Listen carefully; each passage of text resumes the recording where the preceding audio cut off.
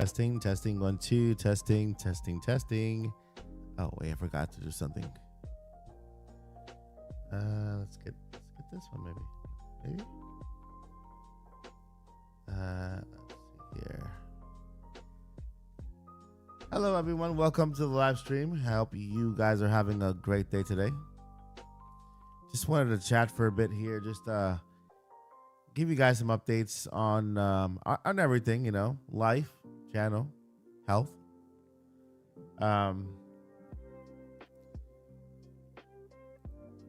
And so just kind of bringing up the chat over here, that way I can see it. All right. Why is that? Oh, yeah, that music just started playing automatically there. I went live with the starting soon page, and then that little music started playing there automatically. Nobody died. No one died. But I wanted to make this live stream, and for those of you who are here live, thank you. I appreciate you. Let me know in the chat if you got notified. First, if you got notified of the live stream, that would be a miracle if you did, because not everyone gets notified nowadays. If you did and you're here, thank you so much. I appreciate you more than you know. I'm gonna just first thing, check up on you, see how you're doing. Luca got the notification. Let's see here. Get on the Ark. I like that name. Got the notification. Thank you so much. So yeah, I just want to first thing check to see how you're doing. David Patterson also got the notification. Thank you so much. Appreciate it. See how you guys are doing, right? How has your holiday season been so far? We haven't had a live stream in a while. And also give you guys just quick update, right, on the channel, my health, everything that's going on, and yeah, and of course answer your questions. Like for example, Wink the Man, how do you like Metroid Prime 4 so far? I like it. I mean, it's a short game. I'm trying to take my time.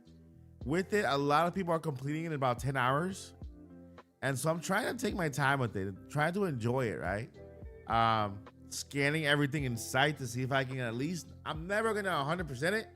I'm not that kind of a player, but scanning everything in sight to see at least that I when I do finish, I have a higher percentage, right? But I'm actually enjoying it. I'm enjoying it. I just want to thank everyone for being here. Again, this live stream is it's a check-in, right? I haven't been live streaming in a while. I had to stop the daily live streams just so that I can get some things in order, including my health, right?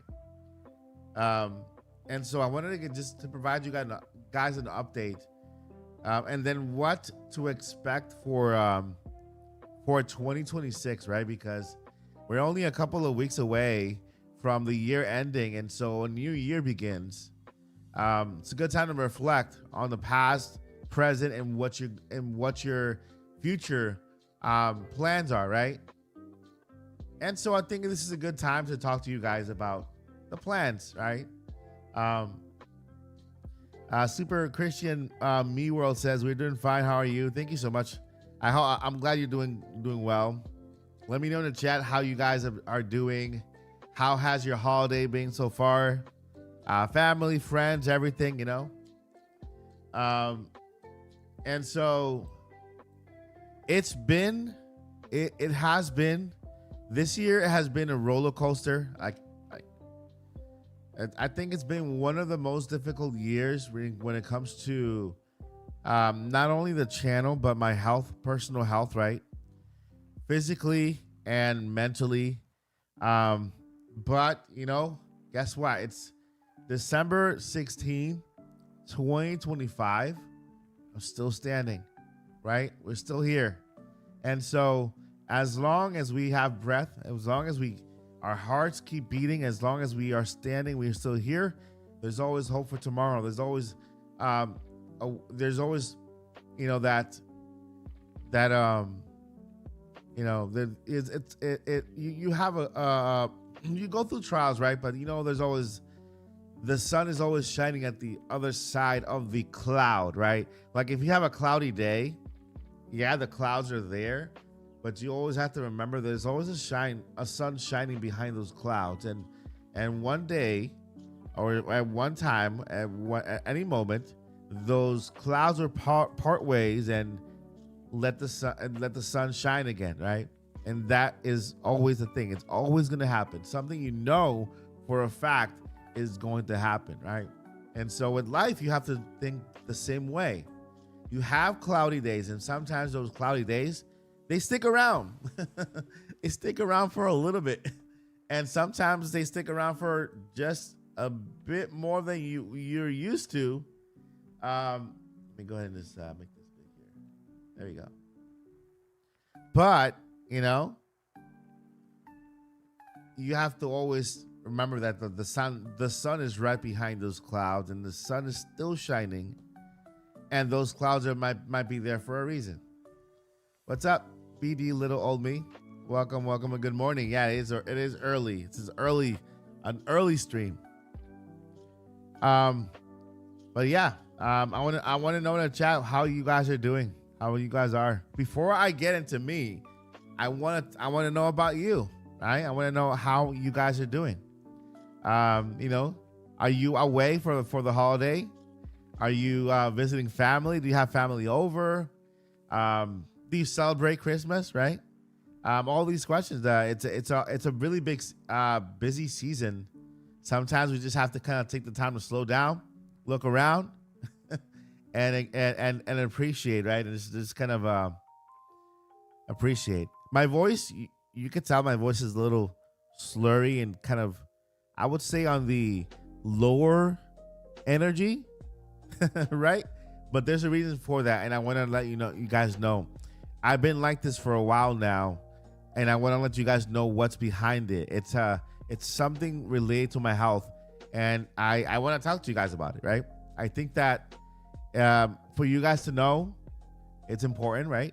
You guys are invested in me, in this channel, and I want to include you guys in what's going on, right? You guys are part of my life, and so I want to let you guys know an update on health. And what I'm doing, of course, right? Health, and what I'm doing or the future plans to get my health good and get my energy level back to where it should be and used to be, right? So, yeah. Any information about the DS on NSO? It's coming. It's coming. Trust me, it's coming. DS on NSO is a short thing. It's just a matter of time. It's just a matter of time for Nintendo to break that tape and put DS on NSO. It's gonna come into Nintendo Switch 2. Officially, it's gonna be a Nintendo Switch 2 thing, right? We know that Nintendo is done with NSO on NES, but it will officially be on Nintendo Switch 2 at some point. We've seen the patents. We've seen the trademarks Nintendo has renewed and just a lot of things. You know what? I don't like to talk about leaks. I don't talk about rumors. I talk about with tangible information, and that's why I go to patents. I go to trademarks, because these are legal documents from Nintendo that give us a hint of what Nintendo might be working on behind the scenes, right? That we're not kind of assuming.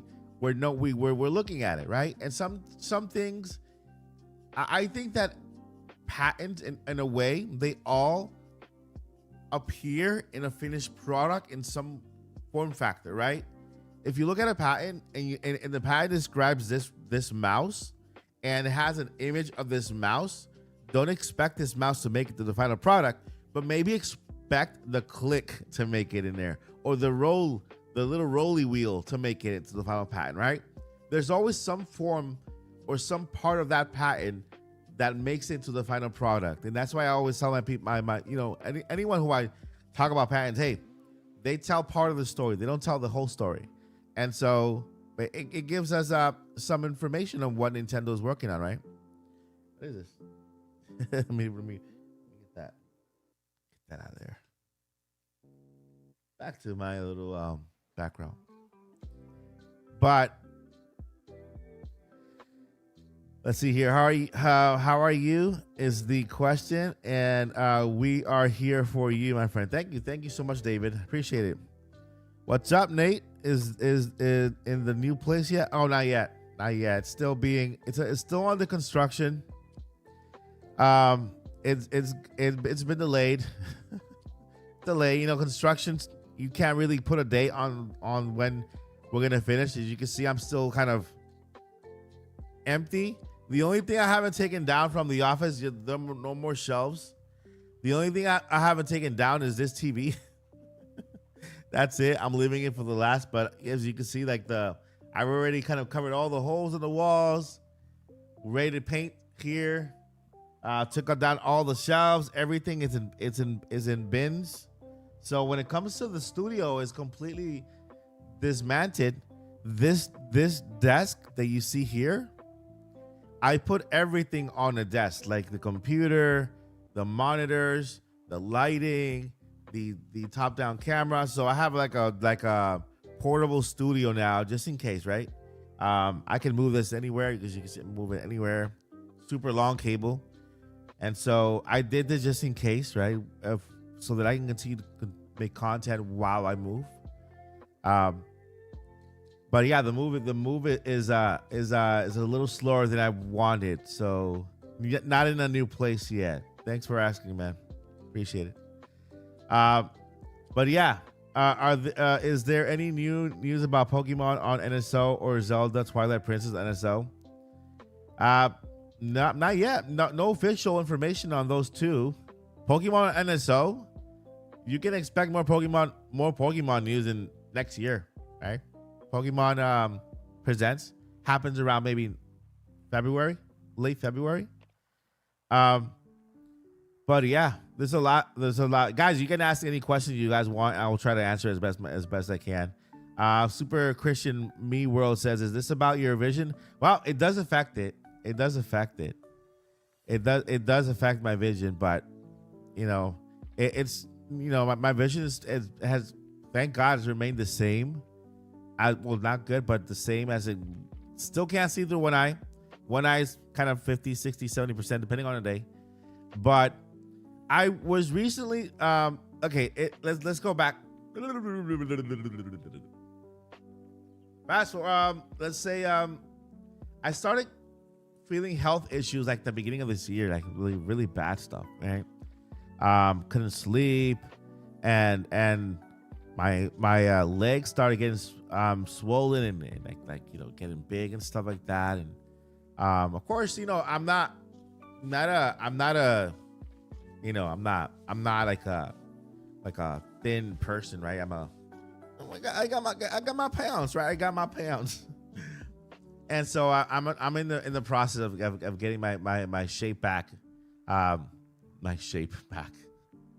getting my weight back on track, right? Getting myself healthy.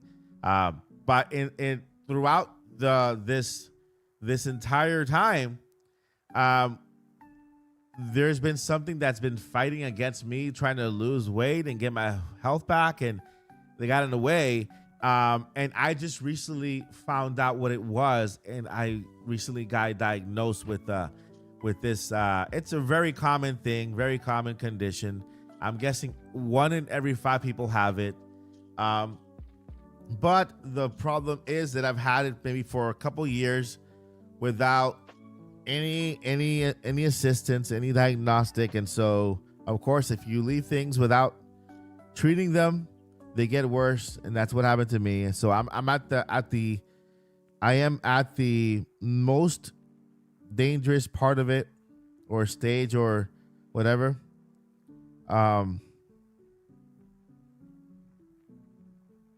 Second. Let's see.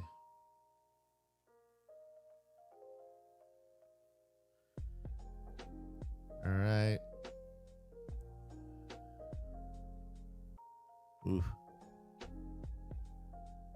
So I was recently and I've already talked to my parents, my family, everybody knows. So I'm not, they're not gonna they're not finding out through here. Um I was recently diagnosed with severe sleep apnea, right? Severe, like I don't I don't understand why. I've had a lot of trouble sleeping, but the doctor tells me that I have severe sleep apnea, meaning they found that I stop breathing about 300 times per night. What? Yeah, over 30 times per hour, I stop breathing, and so that is in the severe type. So over 300 and something times per night, I stopped breathing completely, to a point where the doctor went nuts. He like, no, we need to put you on a machine right away. You are at great risk of having stroke, heart failure, heart disease. I mean, imminent. And so this has caused your hormones to on hormone imbalance. Let me look up the exact thing. That way I'm not,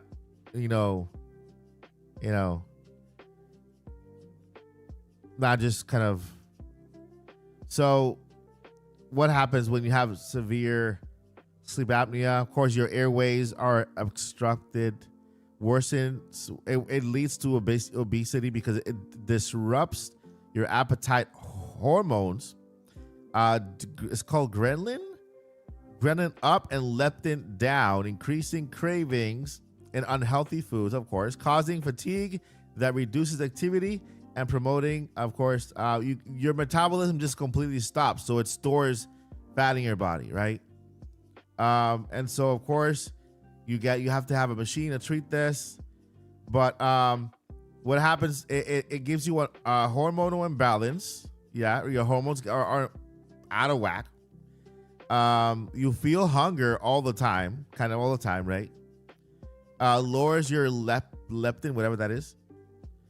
Increases appetite and cravings. Your metabolism changes. Leads to insulin resistance, glucose intolerance, and poor lipid profiles. Doctor. Fatigue and inactivity, daytime sleepiness, which you're looking at now, and fatigue from poor sleep, decreased motivation and physical activity, reducing calorie burn. So promotes, let's see here, anatomical changes, excess deposits in fat in all the wrong places, inflammation. All right.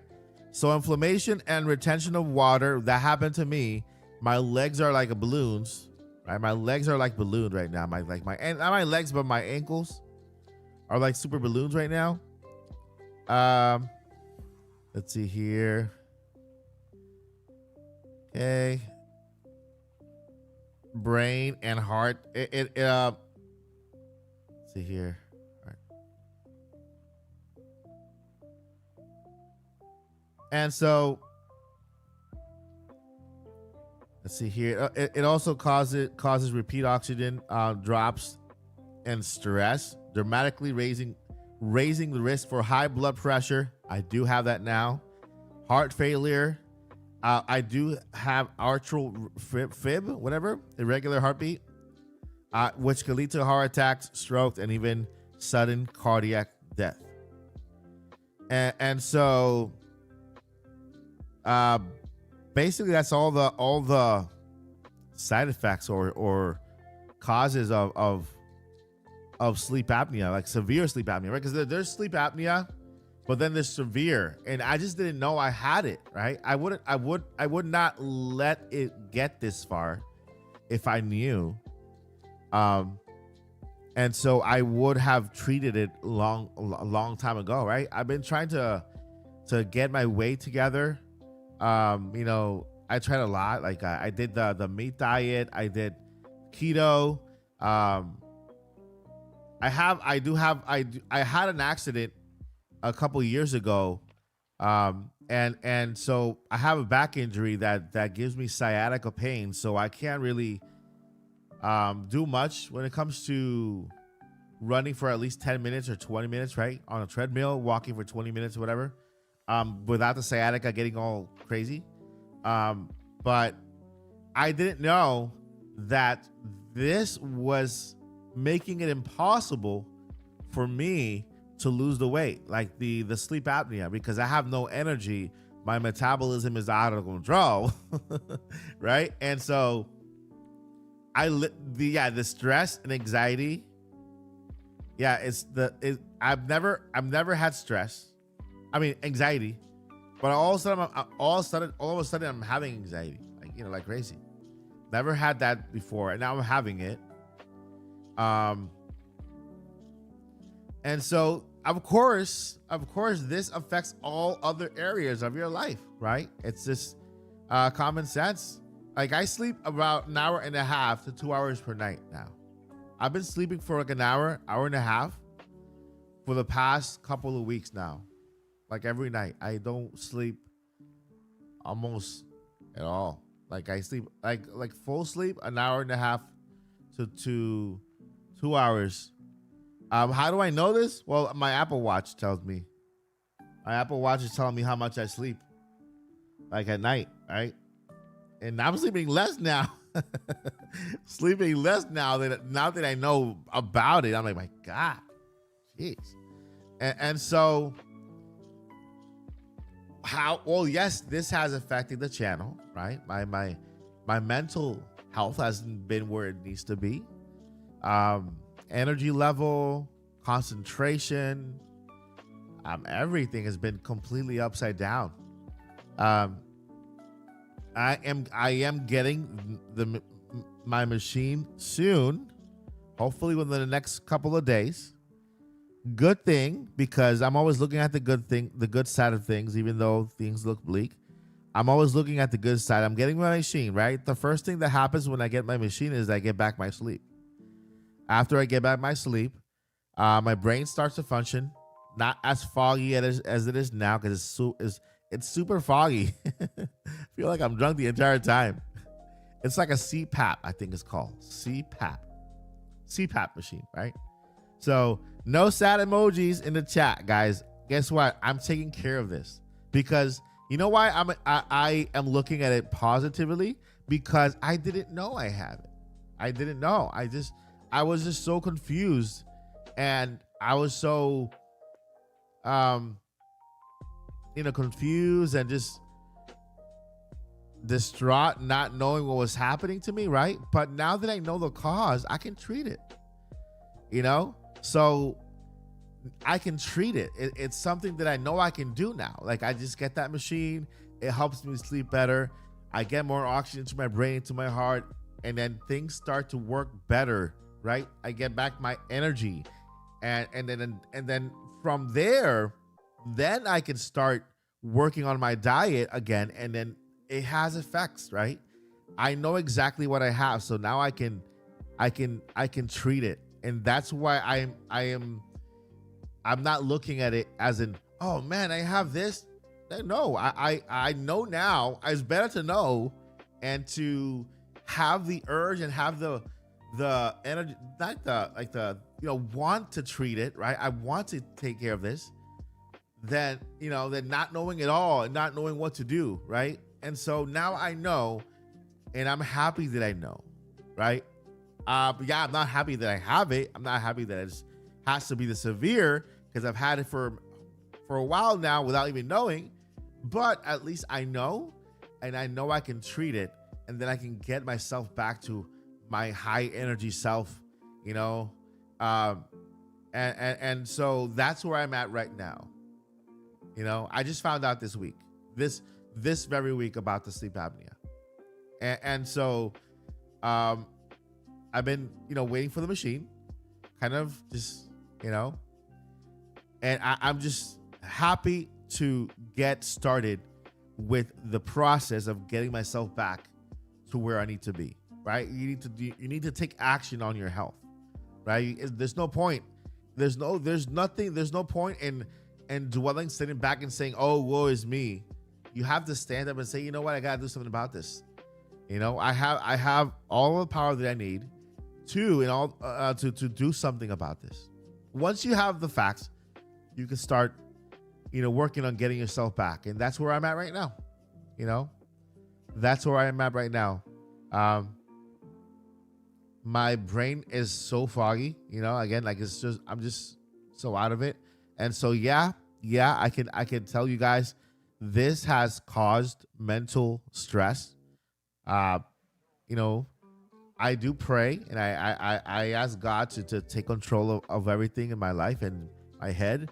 But because this is like a physical imbalance, right? It's not more it's not something caused by everything around me. It's caused by a physical thing. Yes, I've been depressed. I've had depression spells. I'm in a constant fog. And I've been questioning things a whole lot, right? And so it's because of that. I'm like, man, I know. I at least, guess what? I know. I know what it is, and I can treat it, right? And so that's right now. That has been my focus. You guys, I didn't want to even tell you if I didn't have a solution, because I didn't want to just talk to you guys and tell you guys about my health and just leave you there like with the gloom or in a down kind of mood, right? I wanted to, once I knew how to treat it and then come out good on the other end, yeah, I'll share the information, because guess what? I'm already working towards getting better. I'm already just fighting and of course not giving up, right? And so I really appreciate you guys, like, a lot, man. I appreciate you guys. I know my content, I can attest, my content has not been the greatest in the past couple of weeks, just because of my energy is not as high as I wanted to be. I can't be creative, and so once I take away this imbalance, once I get myself back to normal, once I get myself back to my creative self and my my energy levels, then I can start working back on the channel and doing things the way that you guys know me for, right? There's a reason why you subscribe to this channel. Maybe you saw that one video you liked, and you saw maybe I connected with you in any way, and I appreciate that, right? I promise you that person is going to come back, and even better, the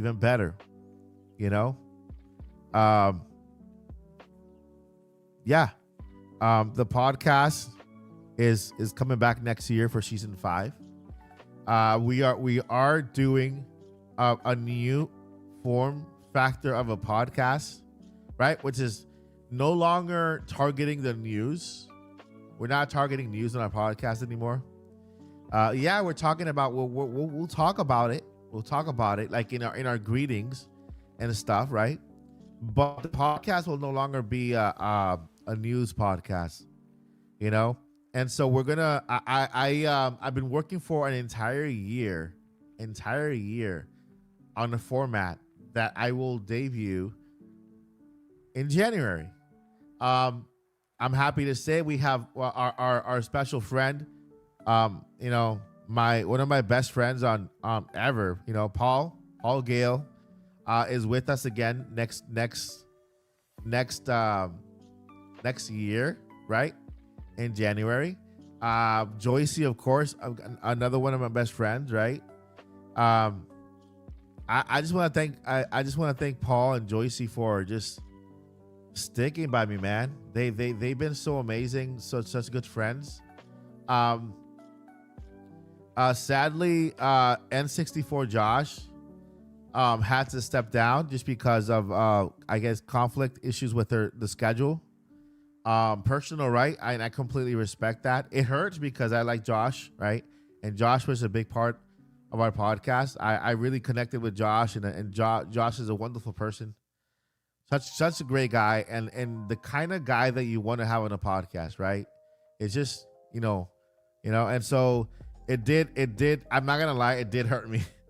It did hurt me when he let us know that he couldn't be coming back next year.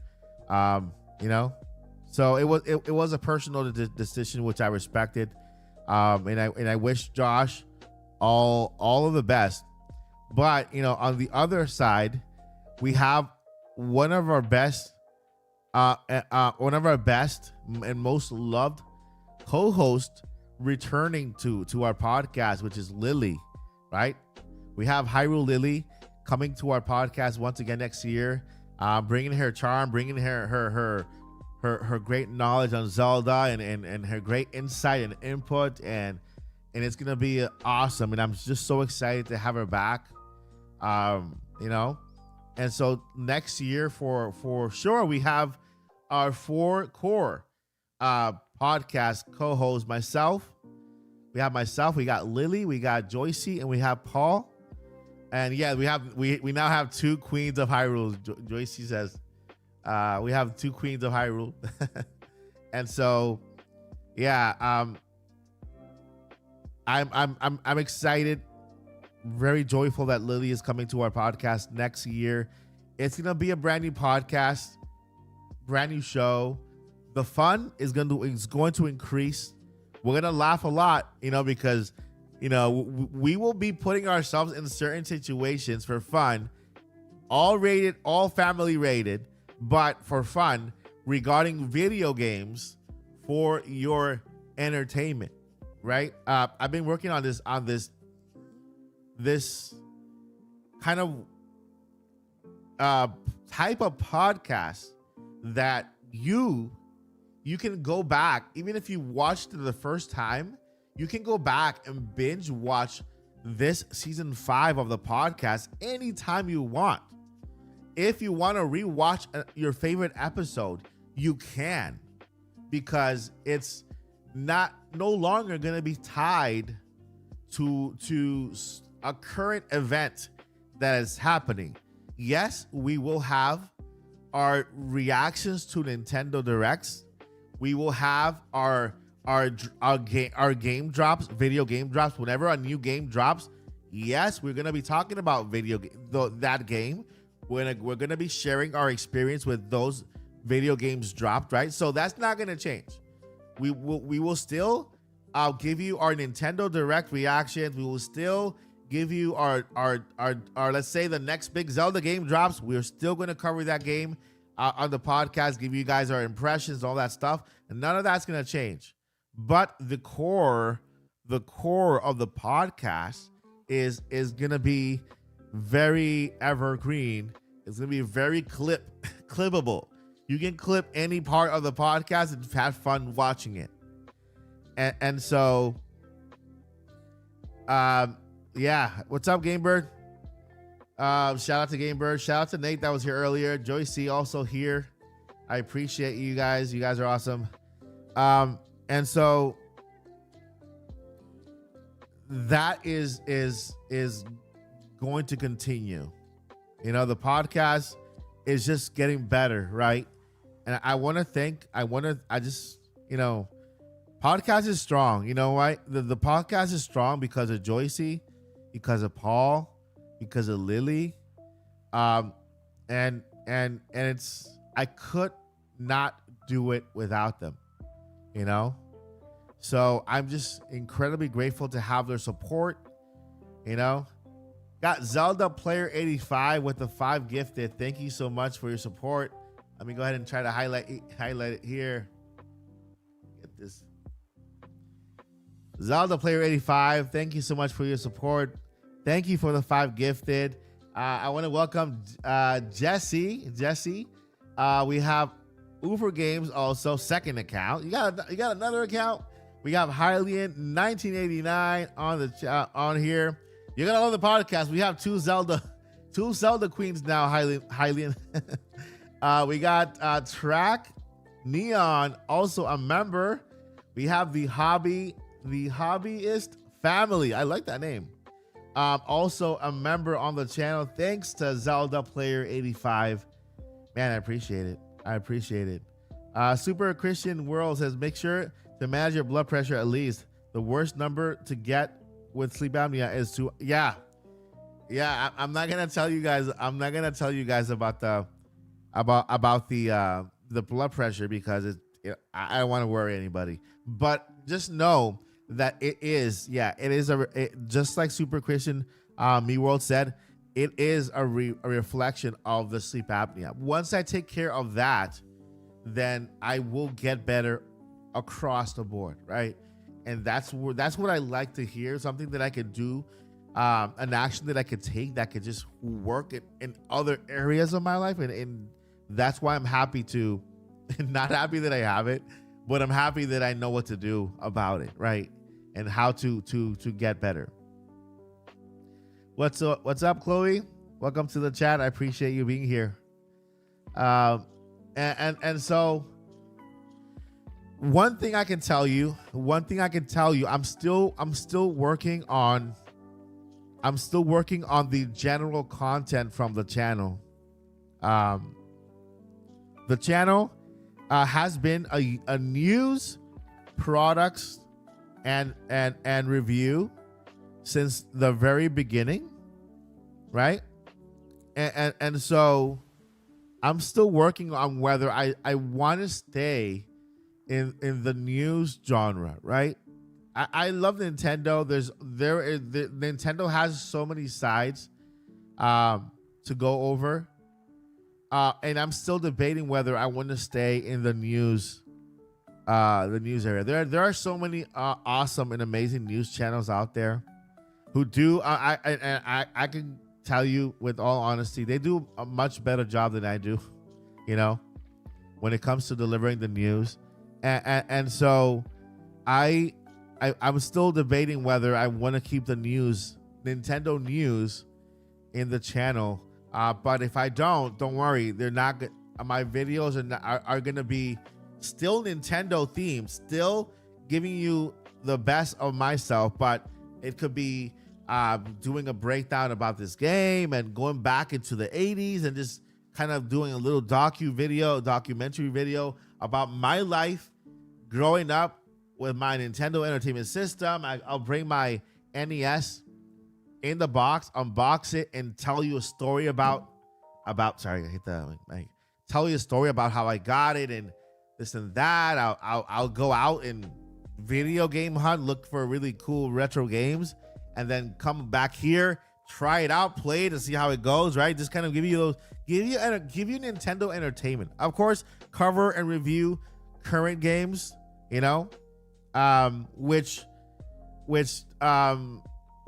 if I get rid of the news, it gives me more time to focus on making more creative videos, creativity, and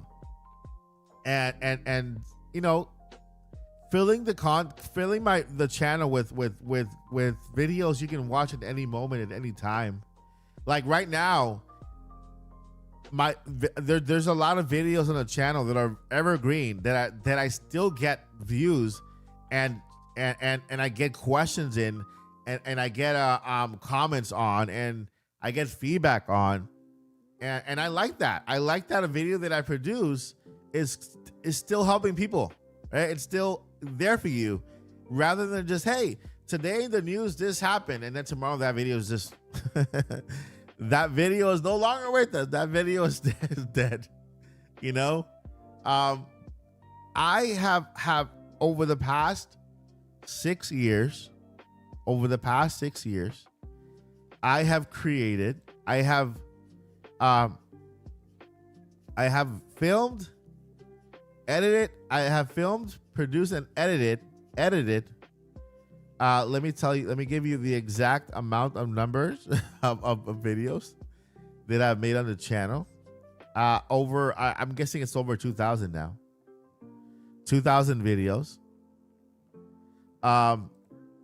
And only a small amount of them are get regular views every day because they are evergreen, because they help the community on a daily basis, right? Thankfully the channel is back to growing. We're back to over 100 subscribers per month, right? We were under we were actually losing, but now we're back in the plus. Our views are up. I mean, everything is in the green right now. Thank God for that. And thank you guys for just being here. Revenue, audience, content. Let's see if I can find out the exact number of videos that I have on the channel. I wonder where can you see that? Videos. How many videos? Yeah, I mean, it's close to 2,000 videos. Close to 2,000. Now imagine, that's kind of weird. Imagine if those videos were all evergreen. We're all always, helping somebody out there, entertaining somebody out there, providing some value to somebody out there. Then I'm sure that the channel would have been bigger than it is now, right? News and opinion videos, everybody has an opinion. Not everybody likes the news. You can't control the news. The news just happens, and so whether it's good news or bad news, you have to report it. And then as the middleman, sometimes you get fired, right? If you give your opinion, there's always the opposing opinion. And not everybody knows how to provide that opposing opinion with respect, right? Respectfully. Like I respectfully agree, right? No, oh, you think this way? Well, you're an idiot. Well, you're dumb. Well, you don't know anything. Instead of saying, hey, I disagree with this. This is my counter. And I'm like, I heard that. Whenever I get a comment that says, oh wow, I actually don't agree with that. This is my counter. This is what I believe, right? And the comment is completely and just respectful and just saying they disagree and then giving their counter. I always heart those comments, right? Because I welcome people with different arguments and different opinions. That's beautiful. That's what a healthy conversation is started there, right? A discussion. But then we have the sadly, the majority is like, oh my God, you're an idiot. If you think this is gonna happen, whatever. I'm like, can you disagree without the insults? Can you disagree without the you're an idiot part, right? How does that add? How does that provide value? How does that make you feel insulting somebody else instead of just disagreeing and presenting your point of view? You know what I mean? And so sadly this happens a lot, and it happens a lot to a lot of my friends, right? On YouTube. Just because you provide your opinion, people don't know how to disagree and provide their value still. If you disagree, it's like the worst thing in the world for them. The worst thing in the world. And they don't know how to get around it without an insult, without a childish remark or something, in that regard. So I'm looking to make sure that the content in my channel builds up rather than just create some type of divide, right? Another very, very important thing that I should mention now that I have you here. By the way, thank you so much for being here.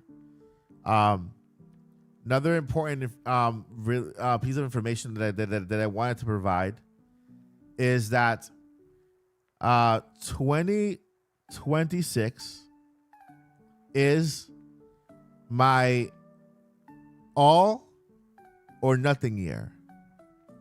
Everything like go big or go home year. What does that mean?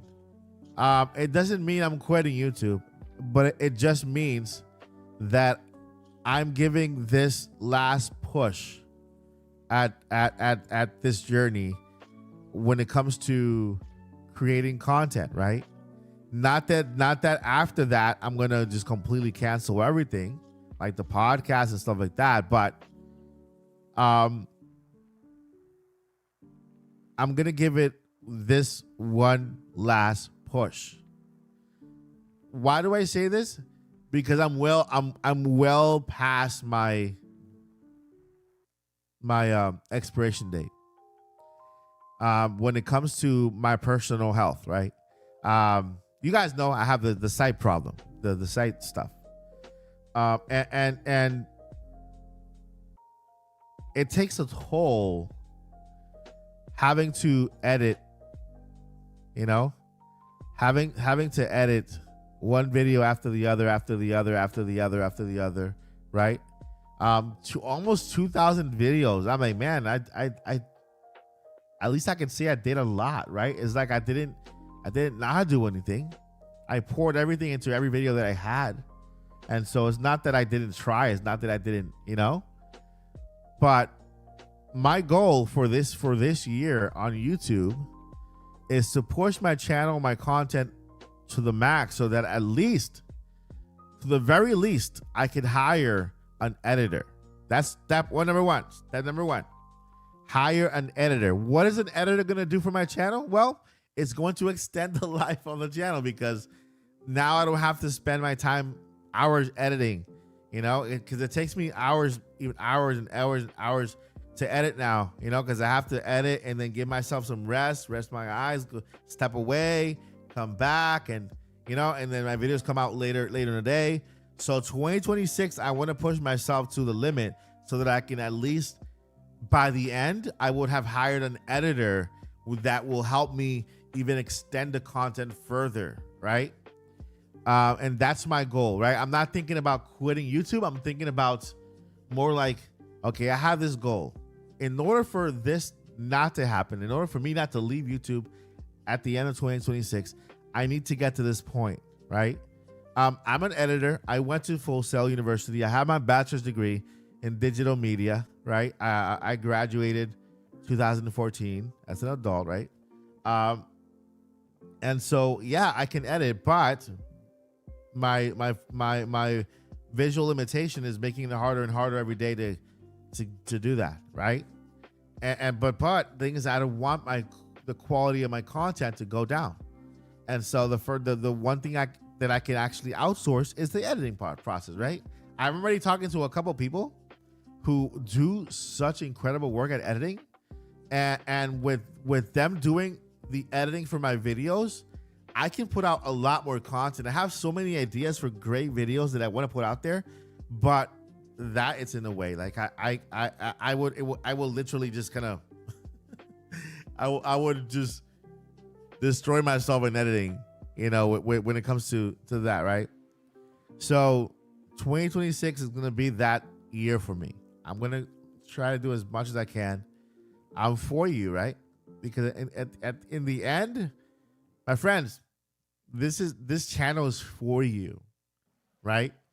I'm just so grateful for our community, the people we have on the channel, because let me tell you, for years, I would say for the first 3 years, 2 years, 3 years, I made video after video after video talking to you before you arrived. Going deeper into that, right? When you start out as a YouTuber or as a content creator or as an aspiring creator, you spend at least a year, right? 6 months. Nowadays, people just spend less than that. But you spend time talking to the void. You spend time talking into that future subscriber, right? And so it works. You have to push yourself through that. Then once you're on the other side and you meet amazing people like Joycey, like Crazy Scoff, like David Patterson, like Pokemon Fan, like Kong Dong, Nerdy Seb, You meet incredible people like Chloe, and it doesn't become a one-sided conversation anymore. It becomes this friendship, right? This in a way online family, right?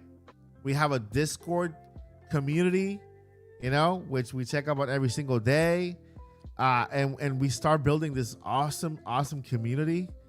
It's a different entire beast. It's a different entire ball game, right? And so you guys keep me going. You guys keep me going. Yeah, I can't forget about Dream. Hi, Dream. Yeah. I'm gonna take care of my health. I'm gonna take care of my health. I promise my family. I promise you guys. I'm gonna work hard to get my health back in order. I'll give you guys regular updates. The content, I'm still working on what to do with the channel content.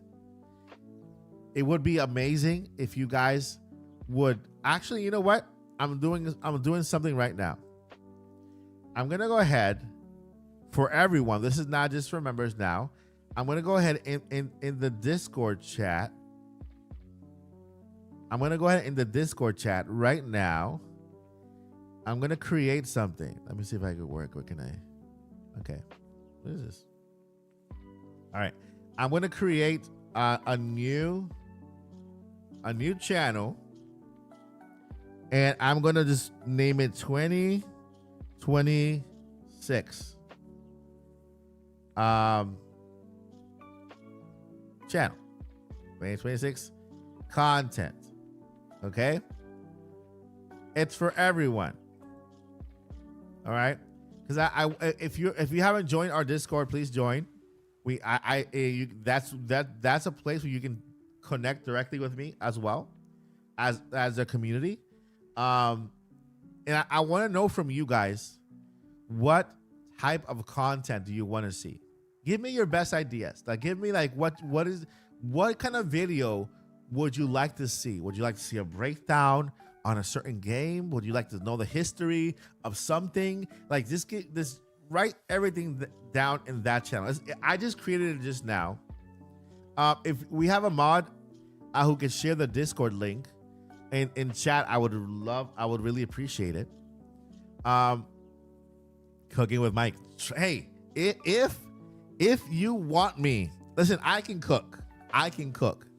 If you want me to take food that we see in video games and try to recreate it, I can do that as well. Okay, I can do that too. Can I tell you something fun? Do you know in Pokemon Legends Arizona, the characters in the game, if you played Pokemon Legends Arizona,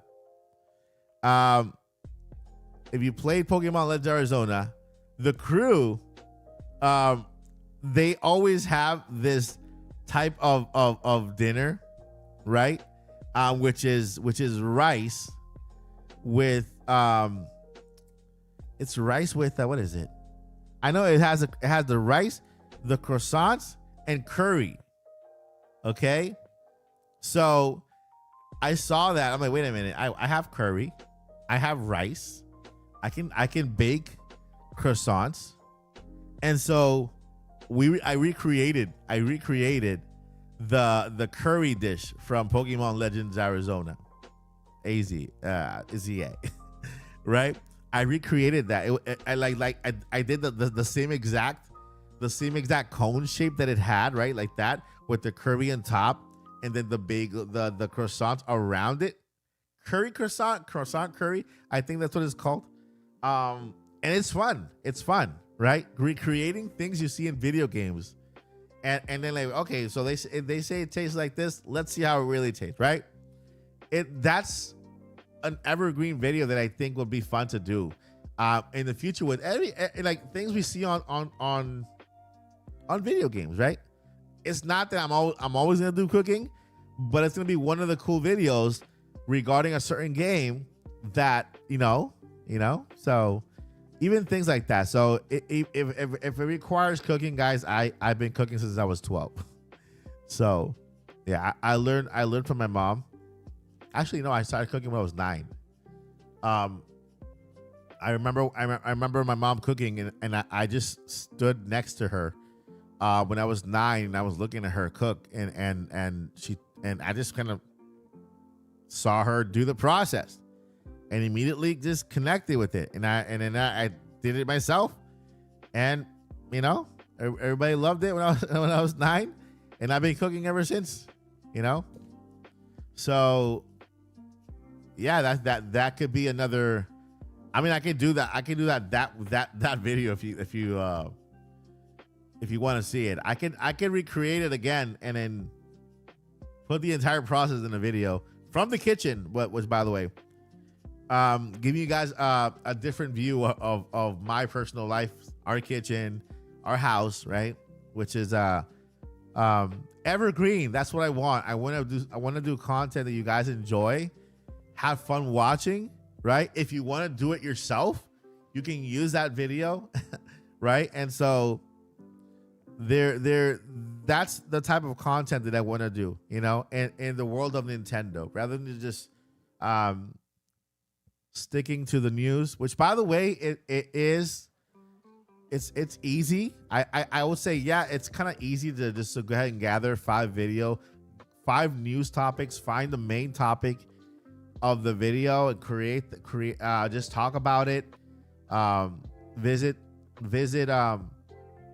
different news outlets channel, My Nintendo News, Nintendo Live, all those Nintendo websites, pick 5 news, talk about it, and then that's it, end the video.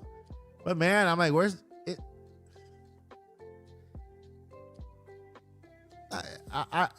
There comes a point I'm like, man, I want to create something fun, right? And then when you do that, you're always constantly chasing the lead. You're constantly chasing the algorithm, rather than just creating content for your audience.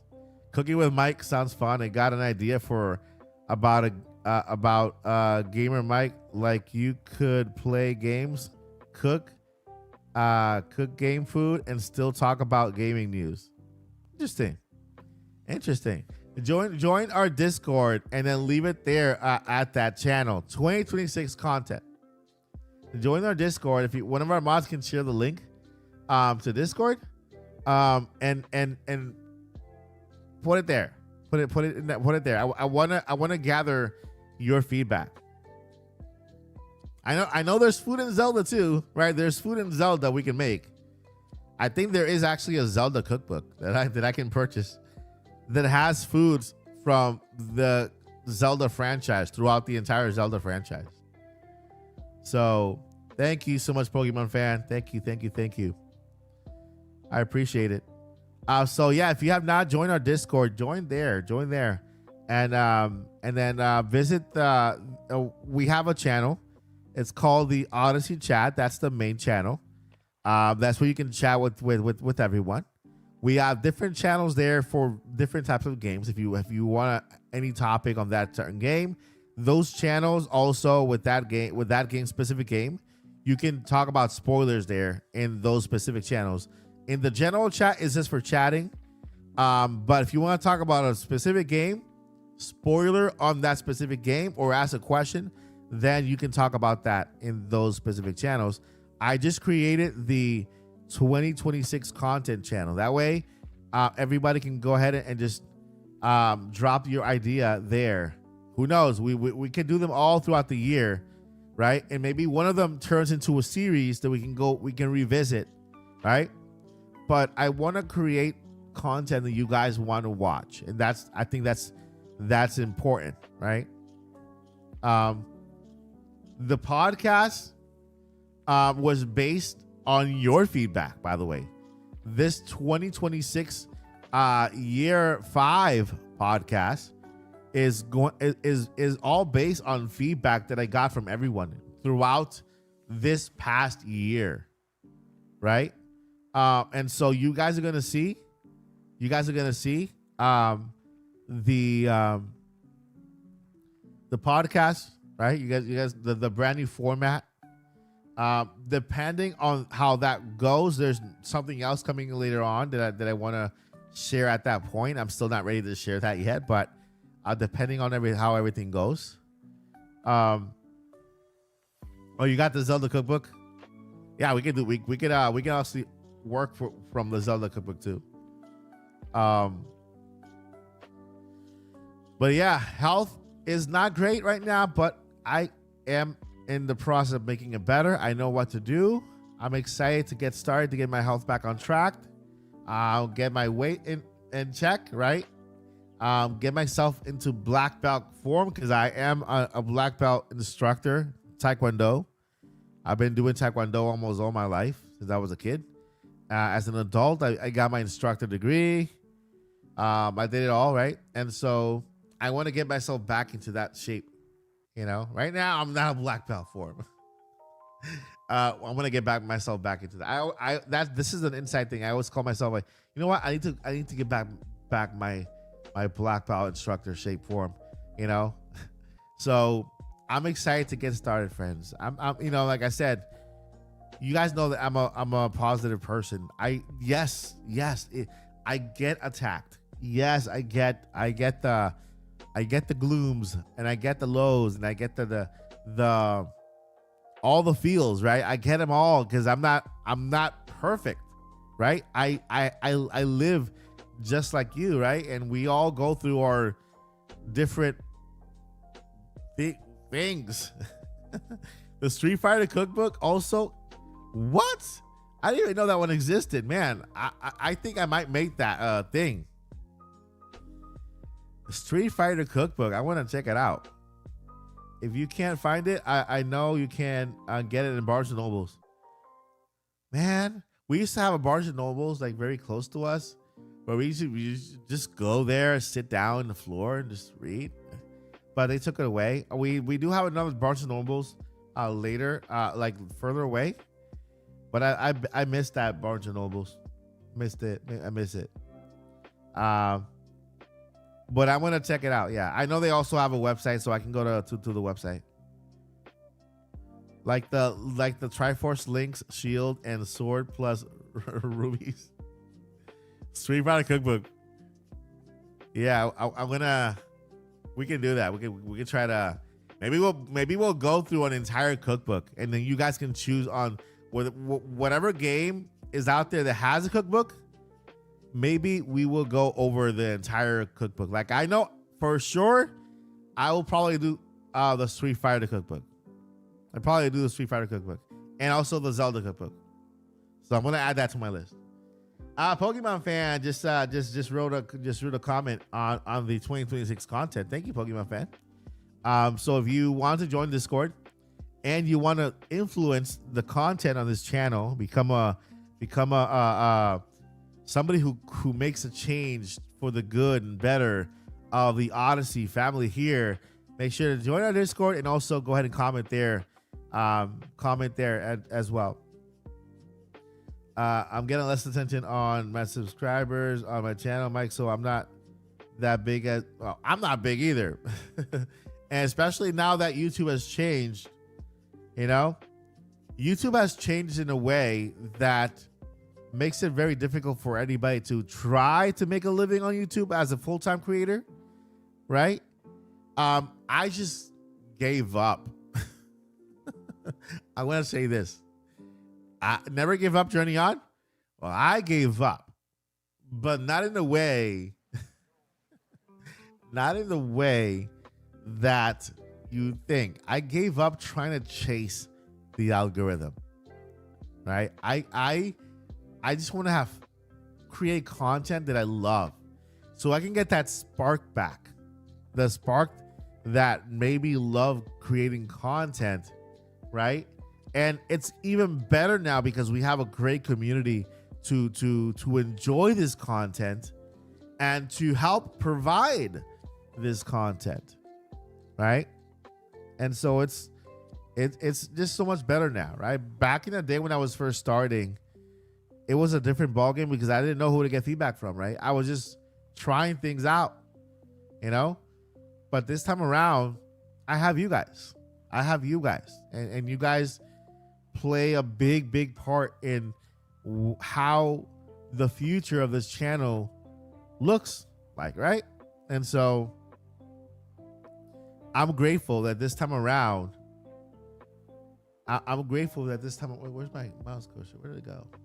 Mouse? Ah, there it is.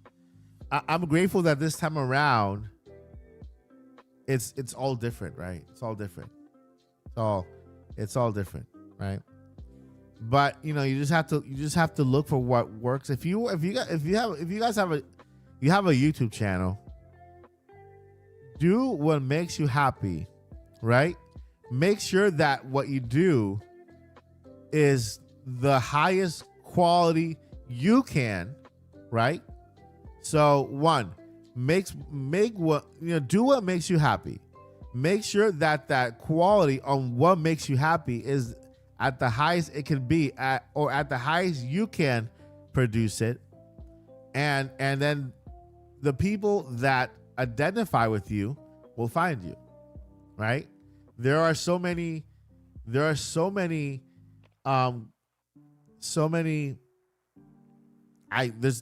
lot of viewers now on YouTube. That's what I want to say. There's more viewership on YouTube than there is on regular TV now, right? YouTube has taken over regular TV. And so just take your time, be patient with yourself, do what you love, make sure that what you love is at the highest quality you can make it, and just enjoy the ride. Just enjoy the ride. So you're sick. Yes and no. Dream, thank you so much for your question. Just to answer your question really quickly, I was diagnosed with severe sleep apnea, which is pretty bad. I'm at risk of a lot of things right now in an imminent way, but and the thing is that it got to that point because I didn't know I've had it for some time now. To a point where I'm just sleeping like an hour a night. I'm sleeping like an hour, maybe an hour and a half every night. You can hear my sluggish, kind of foggy person right now that I am.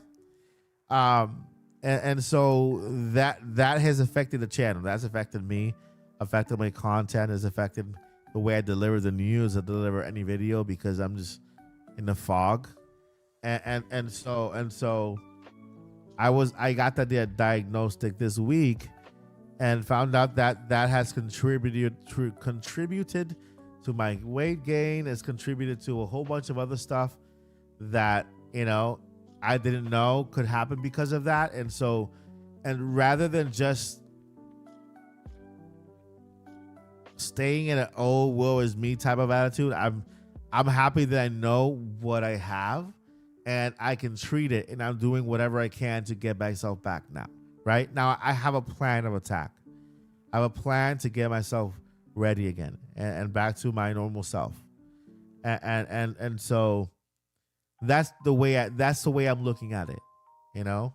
It's worse to not know. It's worse to not know, to see the changes in you and to feel the way you do, depression, lack of sleep, attitude, whatever, and not know what's happening to you. But knowing is power, and that's why I'm taking that power and using it and to make myself better again. I'm getting a machine. That machine's gonna help me sleep better, which is gonna help me regulate everything I have, and then eventually get myself better and healthy weight, and so forth. Dream a little more with the 10 gifted. Oh my God. Thank you, Dream, so much for your support. Let me see here. Where is it? Thank you, Dream, for your support. I really can't. I have no words. My fogginess to tell you how much I appreciate you. I want to welcome Dr. Glitch. We have Crypto Kai. We have Juan Mejia in the chat. We have Moonlight We also have Linz Vids. Hey, Linz, how are you doing? Shout out to you. Linz is one of our official or original Lynn Topics co-hosts. Those videos are up there if you want to watch them, and go and check out Linz. She's awesome. We got Judy Stripes. We also have Kozakura Rabbit. We have Art Vandelay as well. Thank you so much. We got Nate in the house. We also have Josh Wynn with extra N's. Thank you so much for your support, for accepting the membership. I hope you enjoy the perks that you have, and also the plenty. There's a lot of member videos that are now accessible for you to watch. And so I hope you guys enjoy those videos as well. There's skits, there are news videos, there's a lot out there that you guys can take advantage of as members. Of course, as emojis, you got a whole bunch of emojis, emotes and stuff, and a lot more. So thank you so much again for your amazing support, Dream, and everyone who accepted Dream's membership. Thank you. I appreciate you. You're awesome. All right. So, and of course, to anybody who just arrived, podcast next year is sort of a reboot, but not. It's when it comes to the content, we are drifting away from regular news type of content, because it's there's a lot out there. There's a lot of podcasts out there doing the same thing. So you have a lot to choose from. We want to be different, and so I over the past couple year, I've developed the formula that I'm putting into play in this podcast.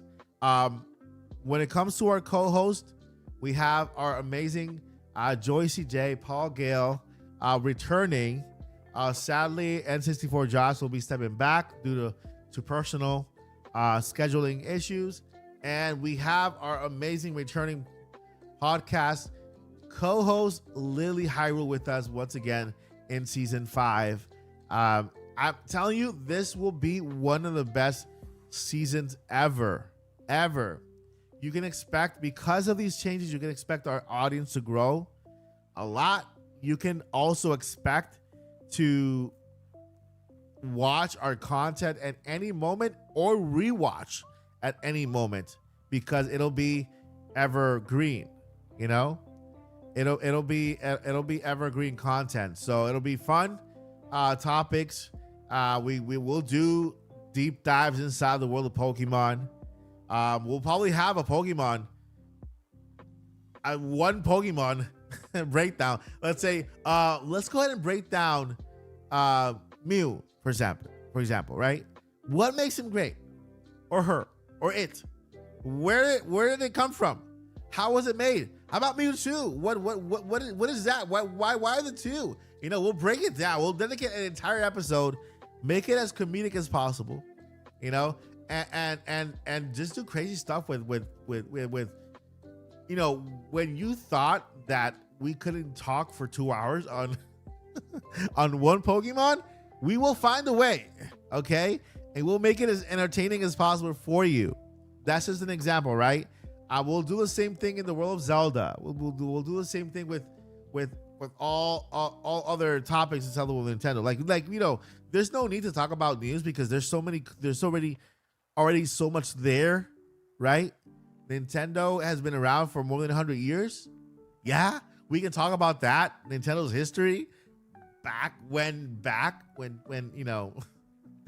So it's gonna be very, very, very, very refreshing as host. I am pretty sure for you, knowing that it's gonna be a fun-filled 2-hour show that will just give you insights, right? Even topics that you might not be so interested in. We're gonna try our best to get you interested in it, just in the podcast factor. Like, okay, I'm not too crazy about this game, but man, that episode of that game was hilarious. It was fun to watch. That's what we're aiming for. Yeah, 2 hours is a lot. Yeah, I mean, We normally do 2 hours now. Like our podcast now is 2 hours, right? It's 2 hours. We normally aim for an hour and a half, but you know it's gonna be like a 2 hour podcast. And so it's a well grounded number so that you guys can have good content to watch, especially with what we have planned. It's not gonna feel like 2 hours. What is going on, Master Mario? I'm doing well. How are you? Thank you for asking. I shared a lot of information on the channel, my health and everything on this live stream. If you want to go back, you can go ahead and back and then you know view it and then get up to date with everything.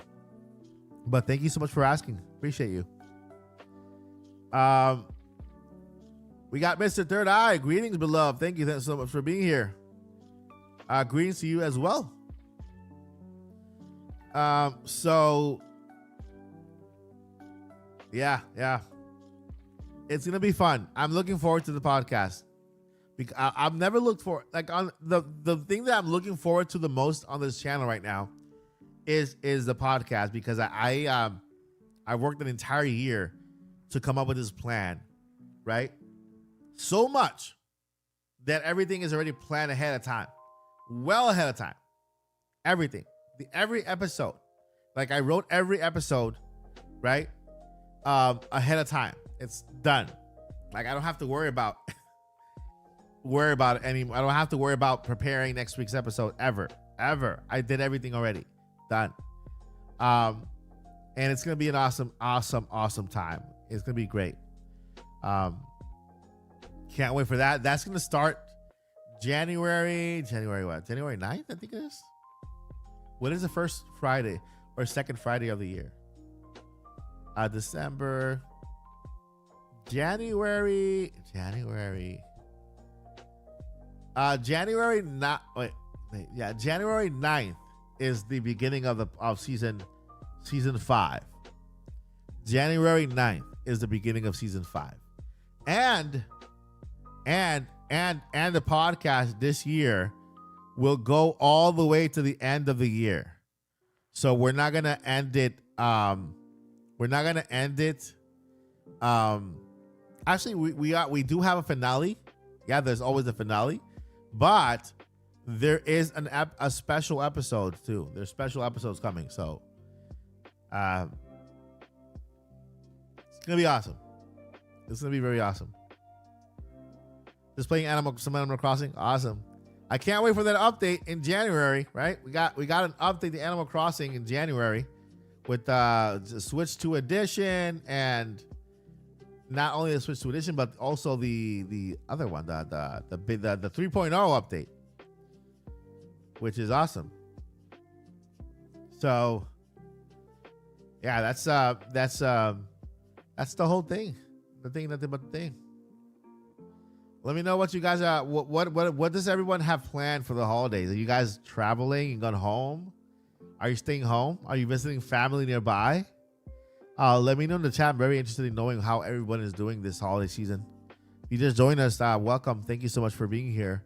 I shared a lot in this live stream that you can go back and watch and just be up to date with everything. My game of the year,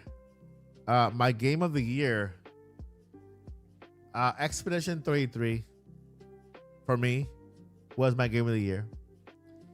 It is okay. My game of the year for general, out of all the games that I played this year, Expedition 33 was the game of the year for me. My game of the year, Nintendo wise, let's see here. Let me look at let me look at the games that I've played this year so far. And I'll tell you what game I think for Nintendo, and my Nintendo game of the year this year. You can check my games at Nintendo app, right? Yeah, you can. Let's see.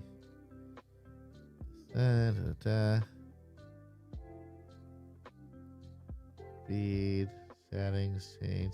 I'll play utility. Okay.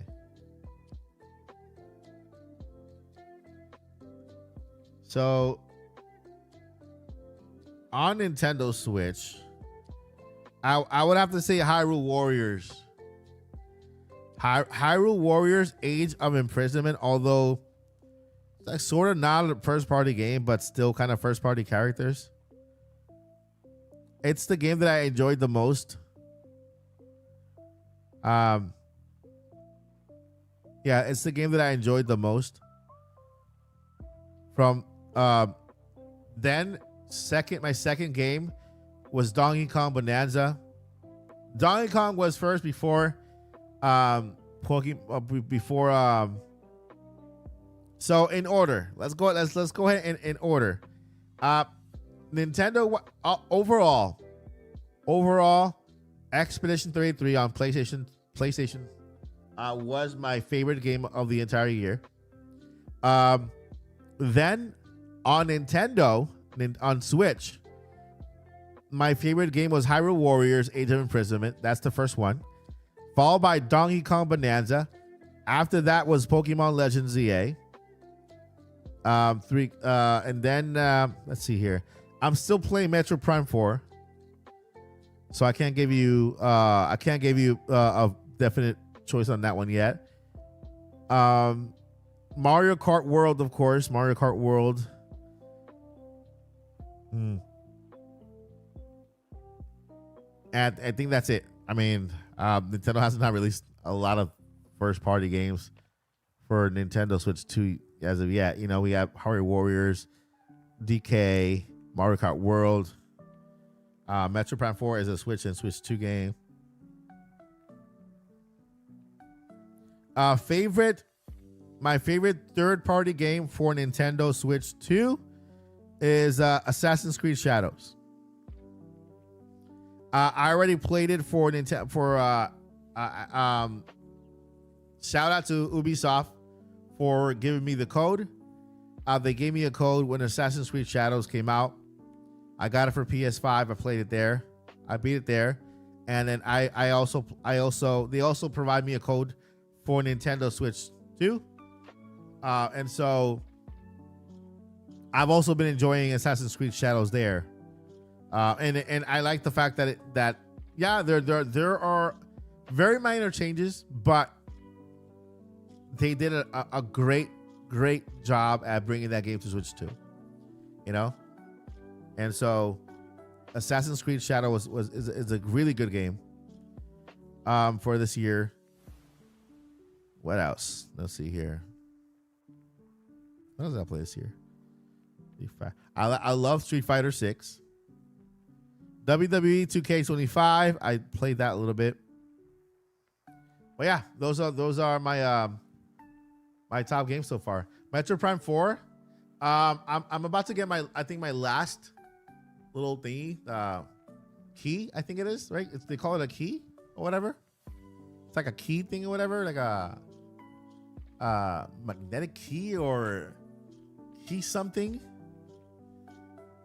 I just came out of the ice area, and I just got installed the ice chip on the gun. So right now I have the ice chip on the gun. I have the fire one, and I have the normal one, the normal blast one. For Metroid Prime 4. So, I'm trying. I think I need one more, which is the electric one. Because I noticed that when I went to I think it was that's not the volcano ones. And the last level that I went to, there were doors that I couldn't open because it had the electric type of like lock, and so I need to have that electric type of lock to open that door. So I need to. Yeah, I haven't got that yet, but I would say I might be 5 hours away, maybe 3, maybe less from completing the game. I'm not gonna take 5 hours to complete the game, or even 10, because I want to take my time with it. I've seen completions in 10 hours, 15 hours. But I just like to take my time with it, try to scan as much as I want, as I can, so that I can get maybe a higher percentage at the end of the game. I'm not gonna 100% it. I'm just gonna scan as much as I can and complete as much as I can, so that I can get a higher percentage at the end. You know. But I'm enjoying it so far. What's your most anticipated game? I'll have to look at the calendar. I got Foggy Brain right now, so let me look at the calendar right now. My most anticipated game of this year was Metroid Prime 4. I'm playing now, which is good. My most anticipated game after Metroid Prime 4, after that. Let's see here. Right now, my most anticipated game in 2026. Out of all the games that are announced, I would have to say, it's between Pokemon Pokopia, Fire Emblem, Tomodachi Life, and Splatoon Raiders. If I were to narrow it down, Pokemon Pokopia, Tomodachi Life, and Fire Emblem. If I would have to narrow it down from there, I would have to say Pokemon Pokopia and maybe Tomodachi Life. And I have to narrow it down from there, I would have to go with Pokemon Pokopia. So Pokemon Pokopia, out of all of the games Nintendo has announced, is one of my most anticipated games. Pokopia comes out on March 5th. Comes out March 5th. Then we have Mario Tennis Fever. I didn't play the other Mario Tennis on Switch. I don't think it ever went on sale. Did it go on sale? February 12th. Then we have Pokemon Pokopia. Tomodachi Life is coming in the spring, so I'm guessing it's April. And so is Yoshi and the Mysterious Book, also in spring. So before summer, we are getting 1, 2, 3, 4 games. 4 games before summer.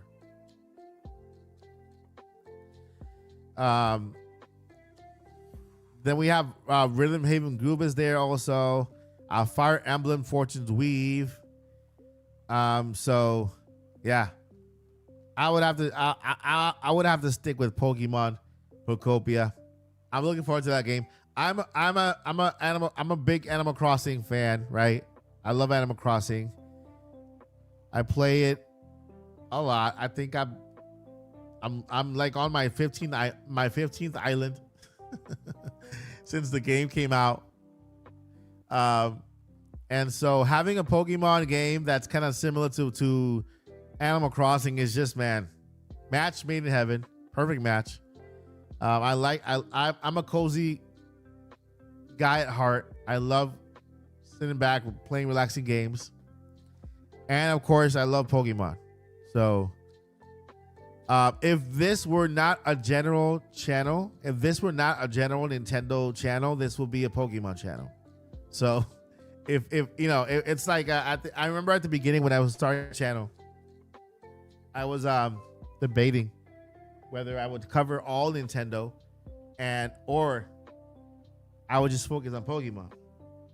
And I know that, you know, focusing on Pokemon would have allowed me to dig deeper into the franchise and get better and smarter and learn more of it and everything. But I just love Nintendo so much. I love Nintendo IP like Mario, Zelda, Splatoon. You know, well, not Splatoon as much, but, you know, Splatoon is practically new compared to everything else. But, you know, Pokemon, Zelda, Mario, those are my top 3 franchises. Pokemon, Zelda, and Mario. You know, Metro Prime 4, is one of my favorite out of all the primes. I have to admit, I did not beat 3. I played 1 and 2, and then now 4. And so I'm still trying to become a Metroid fan. I like Metroid Prime 4 Metroid Prime games, but I'm working my way up to becoming like a fan, right? And so I have this thing where I buy Metroid Prime games to support the franchise, right? And I'm looking for that thing that makes me, man, I'm just a huge fan of the franchise. I played the NES Metroid games, right? Super Nintendo, Game Boy Metroid games when it came out, right? I'm talking about the Prime series, which I think is going to be a big factor whenever a new live action movie comes out, right? Because the Primes are the 3D games, right? The Primes are what gives us a better look at Samus, how she would look in a live action form. We can kind of picture her because we know how the suit looks, not an 8-bit, but we know how the suit looks.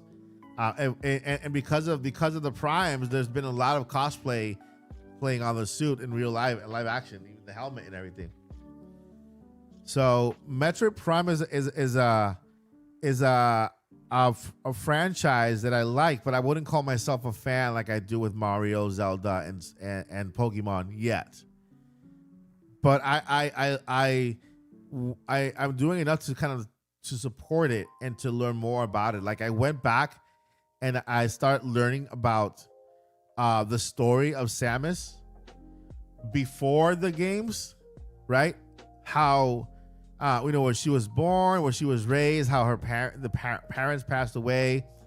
She was raised by this other civilization, and then even Wiggly or Metal Wrigley came and destroyed everything, and she escaped and whatever. And so I started learning the story of Samus, like from her childhood, moving forward, right? And I think she was dying, or she couldn't survive the atmosphere of the world she was living in, and so the civilization there, I think they merged her DNA with theirs so that she could better survive, right? And so I'm kind of learning a little more about the backstory, because I know eventually this will make it into Hollywood, and I know that they're not going to start where the games start. They're going to start at the beginning, right? They want to establish a relationship with Metroid, and that's why I'm doing it. I'm going back to the beginning of Metroid and learning about Samus before even the games take place, so that I can kind of develop that attachment to the character and to the story and follow her through, right? And everything else makes sense to me. But knowing of something and being a fan of something is completely different, right? A lot of you guys know tell me a franchise in a comment that you've known of for years, but you're not a fan of, right? And you played it, and you've known of this game franchise for years, right? You know of them. So if somebody asks you a question, yeah, I know about that. I know this, but I'm not a fan of. Once you becoming a fan is getting deep in the lore and trying to understand that, and then trying to add that to the games. That's what I'm trying to do with Metroid right now. I don't consider myself a fan just yet because I'm not very deep in the lore of Metroid, but I like it enough that I want to learn more, and I want to get into the lore of it. That's why I went back into the beginning. I watched a lot of videos, and so I'm learning, right? Like Last of Us, never even tried one. Yeah, I mean I didn't do the game, but I watched the series on TV, and that's how I became a fan of it, like on TV, right? Without playing the game, the series, because you can know of a game and not be a fan of the game. You know, knowing is not becoming a fan. You know.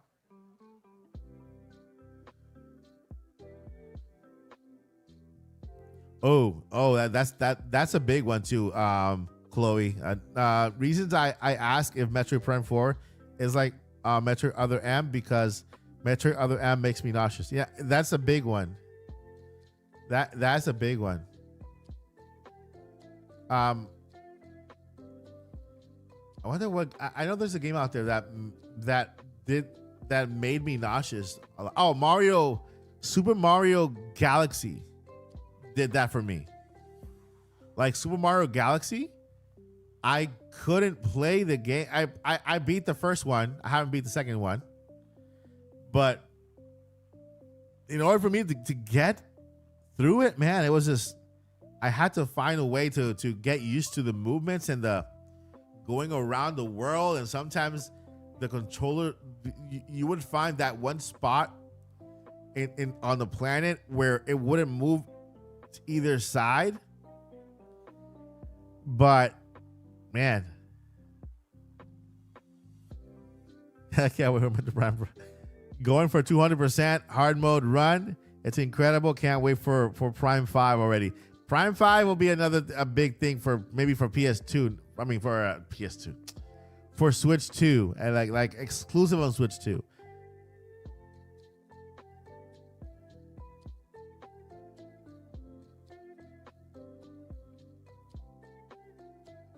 Reggie is worried about Nintendo's future, as I saw an interview a couple of months ago that he said he was worried about the future.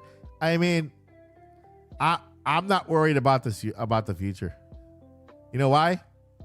Because Nintendo is already Nintendo has been smart with how they have, they have expanded themselves outside of just video games. Nintendo from the beginning has been a company that has found a way to evolve itself into something and continue to stay alive while changing what they're about until the 80s. Like, Nintendo is more than 100 years old. They sold Hanafunda cards. They used to sell ramen. They sold instant rice, right? They sold toys. They sold there's a lot that they did and evolved into before getting into video games. And Nintendo has not lost that spirit. To me, a company dies when they lose that survival instinct and they look around and they don't adapt to the changes. If you are a company and you don't adapt to the changes, or you don't look ahead to foresee those changes and make those changes right away, or work for those changes, then you will surely die. You will get eaten by the market or what's new, right? Nintendo is not that type of company. Nintendo from the beginning has evolved and adapted to different business models, right? They could care less whether it's from one side of the corner selling rice and noodles to video games now. And so the reason why I'm not worried about Nintendo is because they have that spirit still. How do you see that spirit still? Well, Nintendo just opened. They went into the theme park business now, right? And so now Nintendo is not just a video game company. It's also an entertainment company. Theme parks. We have theme parks. We have Super Nintendo World. We have Donkey Kong Country. There's going to be Zelda. There's going to be Pokemon expanding there. Nintendo also is part owner of Pokemon, one of the biggest and largest franchises in the world. I'm saying the biggest franchise in the world, and with the biggest consumer base in the world. Pokemon, right? They are a third owner along with creatures and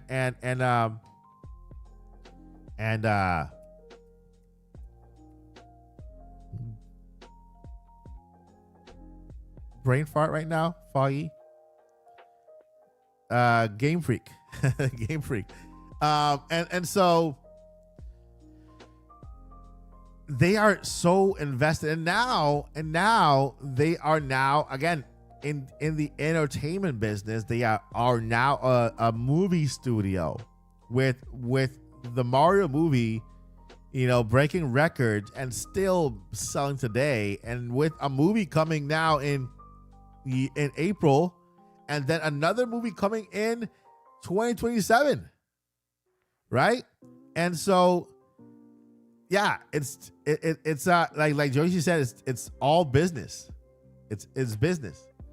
Nintendo is gonna survive. Trust me. I love Reggie.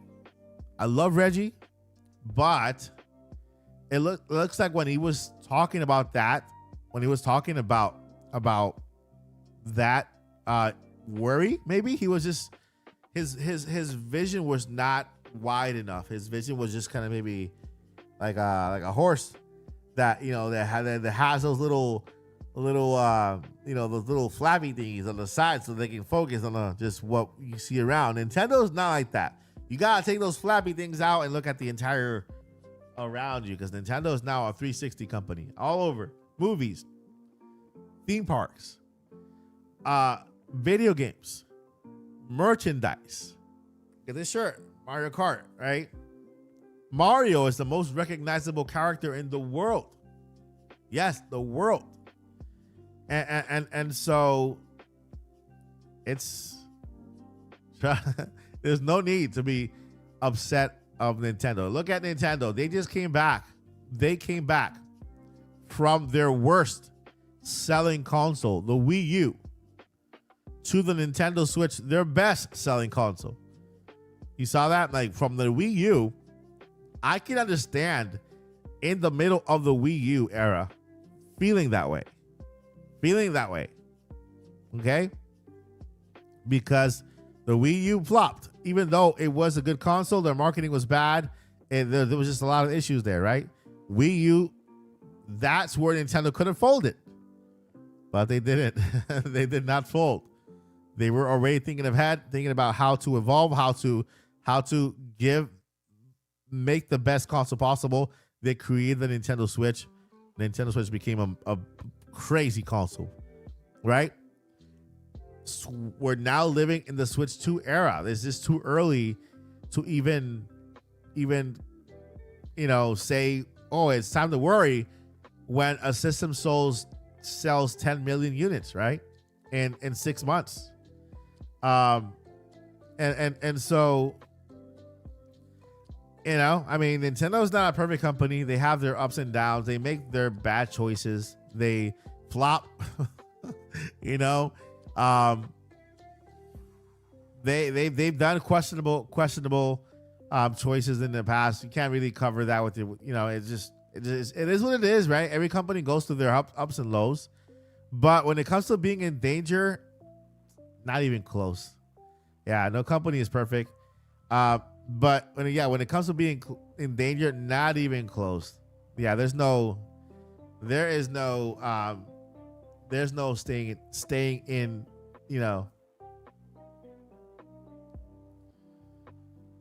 Yeah. And this is the thing. You can't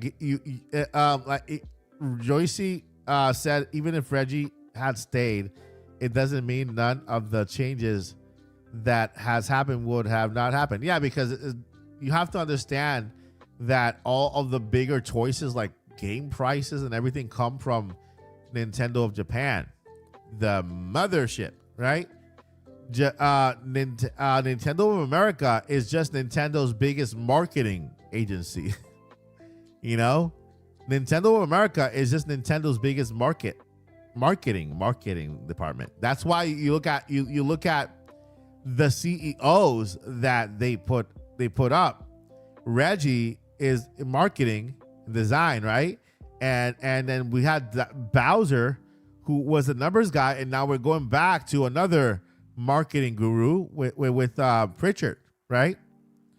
And so Nintendo of America doesn't have any power over the pricing of video games, or you know, or even the creation of the console, right? They collect information, they give back information to Nintendo of Japan. The last and final choices, and are made on the mothership, and everything is passed down, right? We have now Nintendo of Japan, Nintendo of South America. We have, Nintendo. I think Nintendo of Brazil has one too. The Nintendo of Canada. You see, no Nintendo of a Canada or America or any other country that has its own Nintendo of makes any choices for Nintendo. Nintendo of Japan, the mothership, is in charge of everything. All we do in Nintendo America is represent the mothership and custom market the system, in the way United States normally, like we don't market, like right now, if you go to Brazil, they don't market the Switch to like they market it here. There's a different culture, different place. And so Nintendo of America, Canada exists to kind of market to that specific region and to, create that, right? And to just translate what Nintendo Japan wants to bring to the market to this current market. You know what I mean? That's why I call it the biggest marketing company. Right? So, yeah. We have a new president coming in for the United States. We have a new CEO coming for the United States. They're both creatives. They're both very cool, If you've seen the videos from the CEO, the ones with the 3DS and stuff like that, or DS, I think it was, those are very cool. We have good people coming in, right? And what they can do is influence the market in ways that maybe they'll become a little more friendly, like Reggie was, right?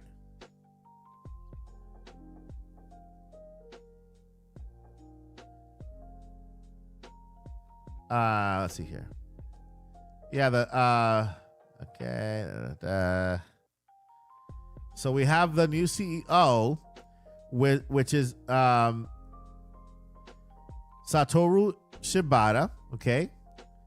Let's see here. This is you can't really rely on Google to give you all the information, because they don't know a lot. A warm welcome to Nintendo of America President and CEO. So Doug Bowser is stepping down, but then we have two people stepping up, right? The president is going to be Devon Pritchard, and formerly executive vice president of sales, marketing, and communication. Okay. Now, let's see here.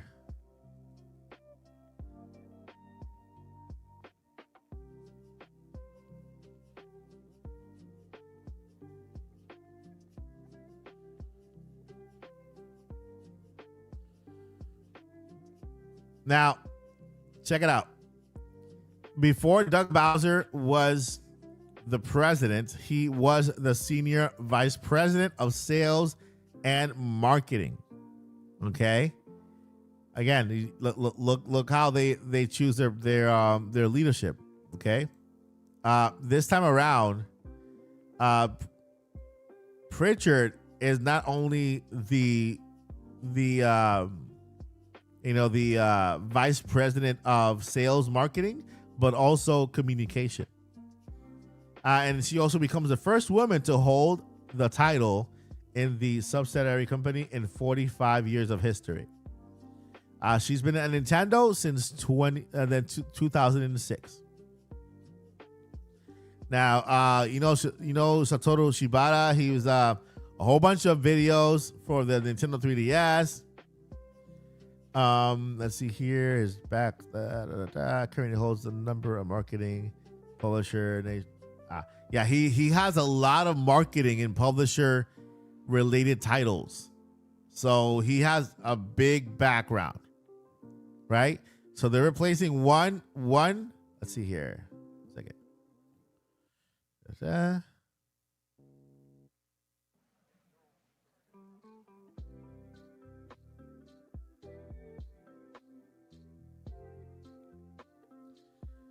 Okay, and that's 25. Okay. So listen, Nintendo of America has never had a CEO. They've always had a president. In 2026, now that changes because the CEO title is a new structure for Nintendo of America. So that's for Satoru Shibata, and then of course Devon Pritchard will be the new president. I wonder how that's gonna work, right? What will be the responsibility of each? Since it's the first time that we have both CEO and president. Let's see.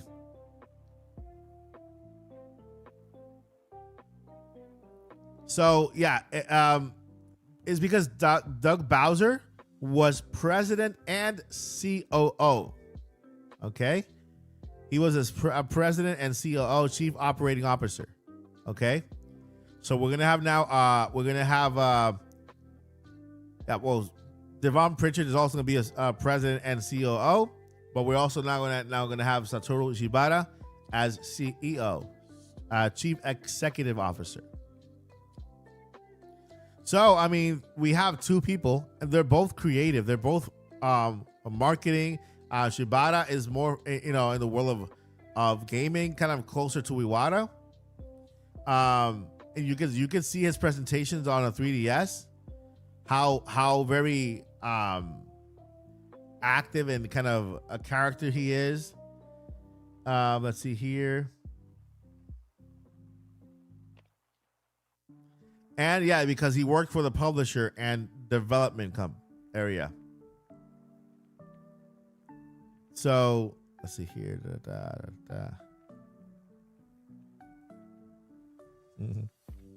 Okay.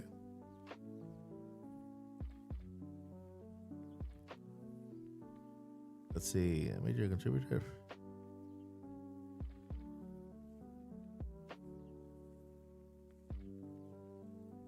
Okay.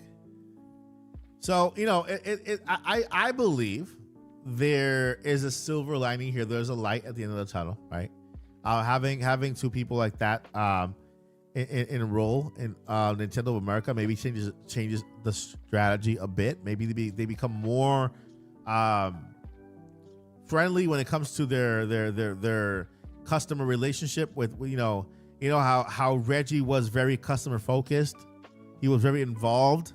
He was a creative, right? Mentally, he was a creative. I think we are going into that. We might be going into a form of that again, right? Not exactly the same, but with two people like that on the board, as heads. Shibata is a 3DS collector. He's a collector. He's a cosplayer. I'm telling you, Shibata is a creative like Reggie was. He's a fun guy, and so I think we will probably see a new Nintendo in 2026, reflecting all these changes. Doug Bowser, let me tell you, Doug Bowser was the right president for the time, and you can attribute a lot of the success of the Nintendo Switch sales to him. The Switch to Iwata, that was his baby, that was his creation, but the management and sales strategy and marketing was up to Bowser, he was the current president until he's leaving now. So he wasn't a bad president. He was just a different type of president.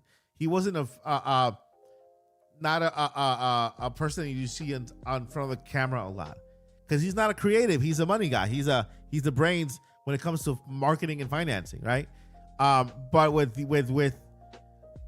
going from Bowser to two new characters as these, right? They are creative. Both of them are creatives. President Pritchard, she was the head of communications, also not just the sales and marketing team. I'm telling you, there's room for hope that we could see a friendlier Nintendo like they were back in the day, right? So with this, we don't be surprised if this 2026 is the first year that Nintendo kind of participates fully into Summer Games Fest, right? They are now friendlier. They want to talk to other events and stuff like that. Maybe Game Awards in 2026, Nintendo is more present in the Game Awards also, with trailer drops and stuff, right? We'll have to find out. We'll have to find out. We'll have to find out. And I like the fact that a lot of people, like Lottie mentioned, Dog was an interesting guy, but he came from EA. That Doug coming from EA has nothing to do with what EA did last year. Okay, so Doug Bowser, and I can come to his defense now. All right, Doug Bowser coming from EA has nothing to do with what EA did in the past year. Okay, so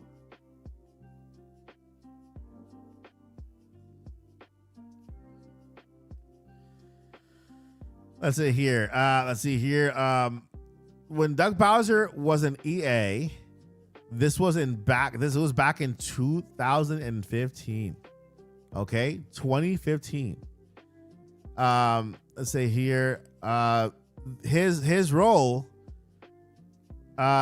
significant leadership roles at Procter and Gamble, P&G, Electronic Arts, before joining Nintendo in 2015. He joined in 2015, and then eventually became the president in 2019. He was with EA during 2007 to 2015. If you Google EA's strongest points, all right, EA's strongest history, then you could see that he was around there in that time, right? Where EA was, until 2022. Okay.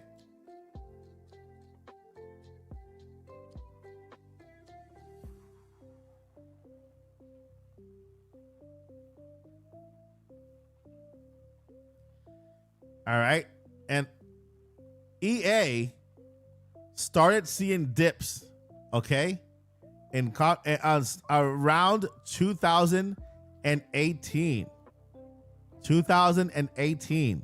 That's when they started seeing dips, and they started losing the confidence of the audience. 2018. Doug Bowser left EA in 2015. Okay. When EA was still a strong contender, a strong and really good contender. When EA, became, like, okay, they started getting these bad reputation. This was because of the 2023 incident, right? With the current CEO and all that stuff in 2023. So Bowser was already in Nintendo. You know, he became president of Nintendo in 2019. So just because Doug Bowser worked at EA at one point in his career, like, says nothing about him, you know, and the current EA leadership at all. Okay, so I have to say this because I've seen a lot of comparisons and say, oh, Doug Bowser worked for EA, and they compare him to the current EA leadership and all of the mistakes that the current EA leadership made, and so they think that the current EA leadership and Doug Bowser are one in a you know, and it's completely false. It's completely false. You know, when Doug Bowser was there, that EA still had great leadership, right? Let's see here.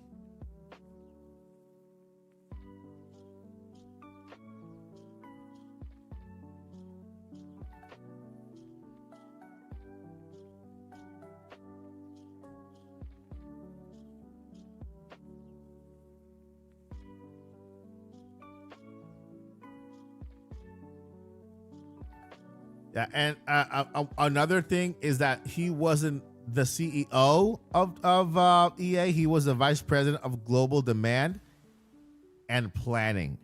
Okay, from 2007 to 2015. That's when he left for Nintendo. Okay, let's see here. During that time, their biggest games were released, like Mass Effect 2, Red Dead Redemption, Battlefield 3, The Sims 3, FIFA 10, Fight Night Champion, Dragon Age Origins, Dead Space 2, Need for Speed. You know, they were not that bad back in the day. You know, they weren't that bad back in the day.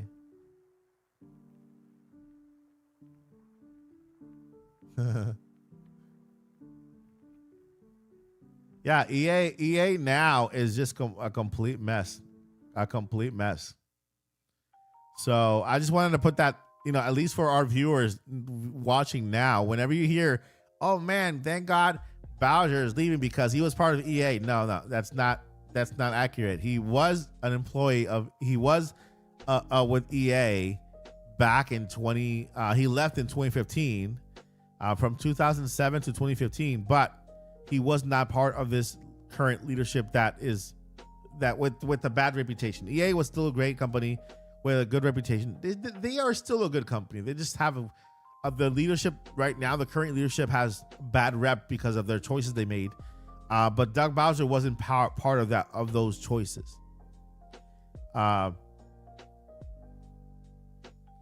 again, we have to give Doug Bowser a lot of credit for making the Nintendo Switch, you know, for making Nintendo Switch one of the top consoles of all time, right? I think PS2 is still on top, but Nintendo Switch 2 is the number one system for Nintendo, and it has to do with great marketing, very good marketing, which in place Nintendo of America is Nintendo's biggest marketing agency. You know, and you know, we have to put those. But we have to give Doug his dues and his credit, and yeah, he wasn't a bad president. He was just not a front on camera president like Reggie was, and you know, Reggie loves to be on camera. Reggie's a public speaker. He has that talent, right? He's a people person. He loves to be on camera, to present himself. I mean, he wrote a book. After that, I don't think Doug Bowser's gonna write a book after that. Reggie wrote a book after the, you know, just because he loves the he's a people guy. He likes to be in front of the camera. It's not necessarily a bad thing to not be that kind of person, right? It's just it's all, it's all there. It's in the eye of the beholder.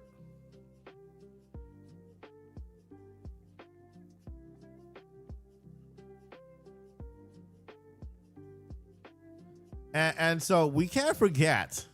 Okay. Let's see here.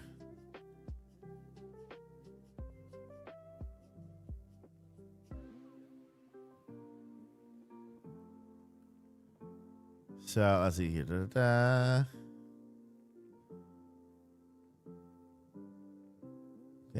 Okay.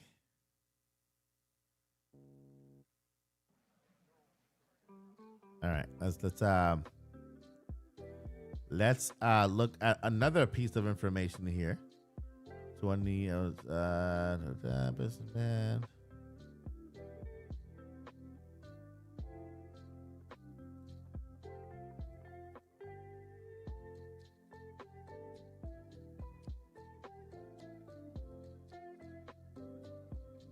Okay, so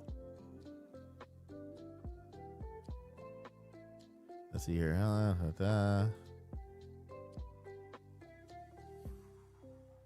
Okay, from 2006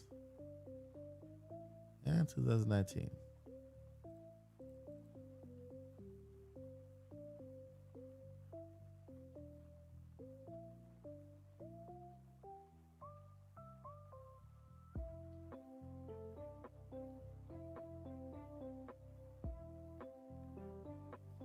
Okay, so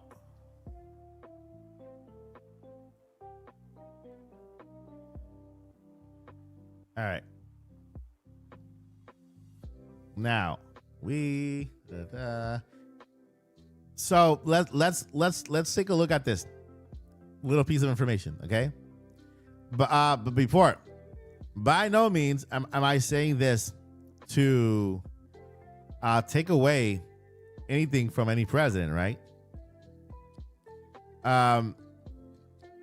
In 2006, the Nintendo Wii was the current Nintendo president, Nintendo system. This is the year Reggie began as the president of Nintendo. Let's see here.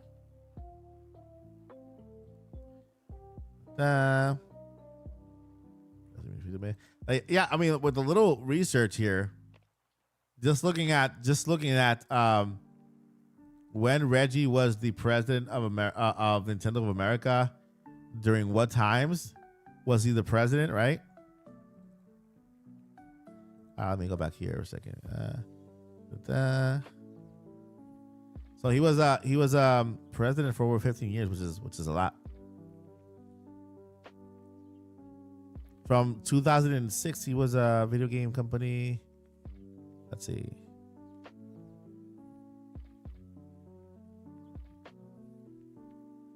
Yeah, so for 15 years, Reggie was the president for how long was Doug Bowser? No, Reggie. Yeah, for 15 years, since 2006 until 2019. Reggie was the president for Nintendo of America, right? In that time, we only had two consoles, right? Two systems, the Wii and the Wii U. Okay, Wii and the Wii U. Wii U, half of the Switch, a quarter of the Switch, which lasted 8 years. But one of the reasons, I think one of the major reasons why Reggie decided to step down, or maybe he was replaced, was because of the Wii U stuff. You know, it was the Wii U, like the worst. We can't think, if we were to put it this way, Reggie was the president during one of the worst consoles console marketing ever for Nintendo, right? And this is just what's out there, right? Reggie was the worst the president. I'm not saying he was the worst president. I'm saying Reggie was the president during one of the Nintendo's worst marketing periods ever, the Wii U. The Wii U wasn't a bad system. It was just horrible marketing, right? And so that there was Reggie, right? But you know how that balanced out? It balanced out because Reggie was a very likable character. So nobody actually really blamed him for the marketing of the Wii U, although it was really his job to market the Wii U at the time, right? It was his job to market the Wii U. He had that big, giant, famous moment with "My body is ready" for the Wii Fit, during the marketing for the Nintendo Wii. And then the Wii U came, and that's when it all went down the toilet. Then, after the Wii U debacle, all that stuff, he stepped down. Year two after the Switch came out.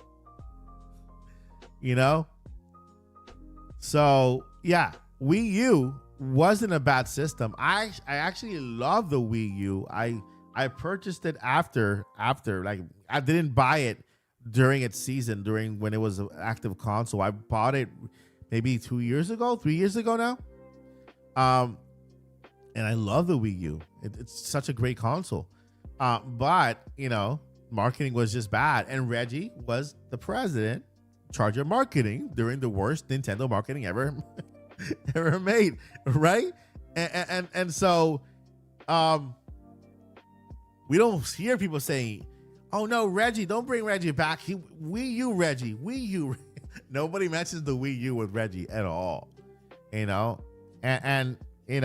mean, nobody should, because he was a great president. He was a good front-facing president, very, very charismatic and very upfront and everything. But it is what it is. The Switch Sports did great because it was a packing game. You're right, Lottie. But it's just funny, right? To look at history and to see how people perceive history, right? It happens all the time. Like, there's something current happening, and at the time, people are like, "Oh my God, this is the worst season ever. This is just like horrible." And then time passes.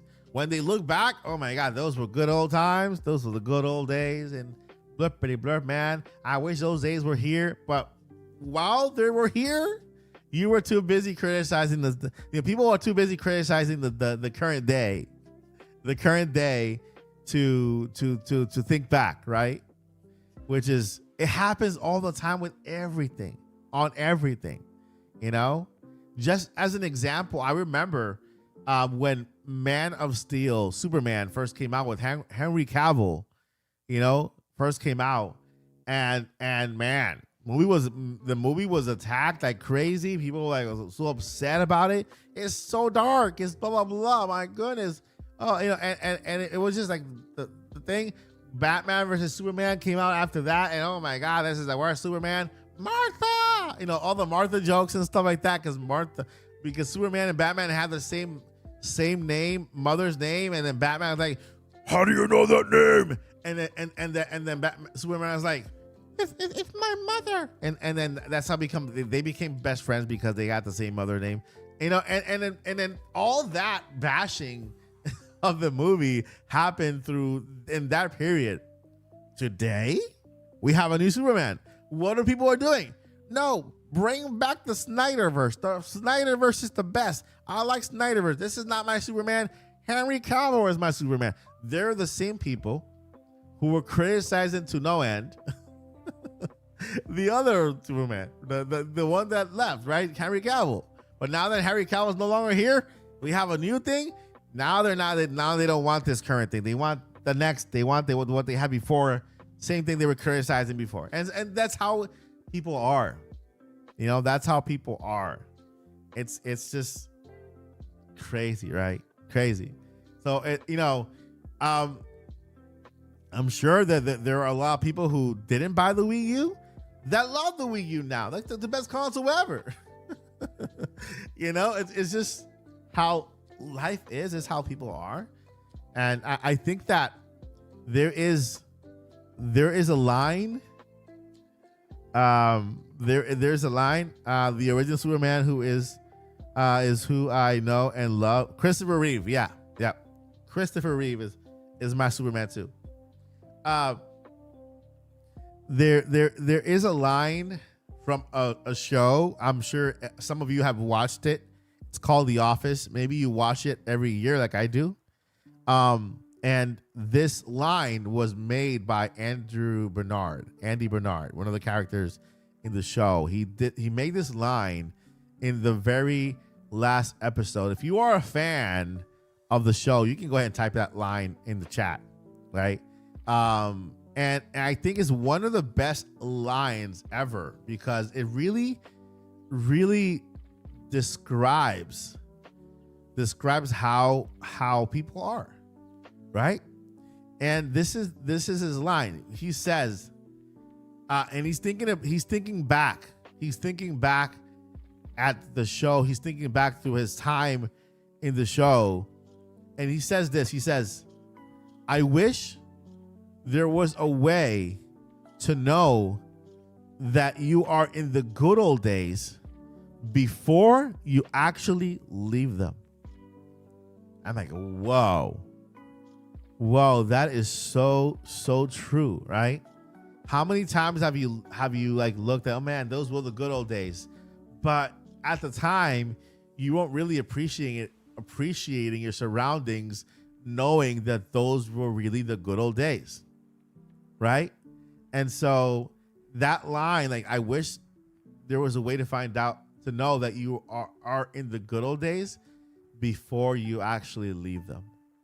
What would you do if you knew, right? You would appreciate more what you have rather than what you don't.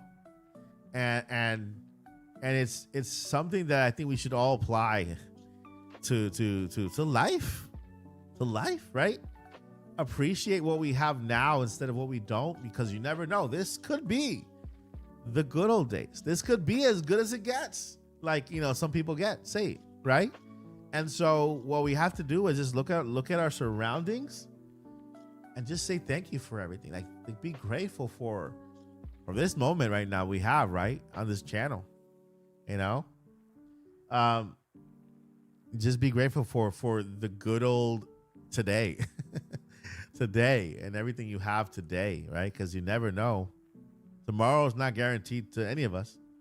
And that line from that show just made it, man. It's a great line. It's a great line, and it's very, very true. Yeah. So appreciate today, what we have for today, right? I that's why I say, you know what? I appreciate everything Doug Bowser did for Nintendo. I appreciate it a lot. You know why? Because he was the president of Nintendo for the moment that Nintendo needed a president like Doug Bowser.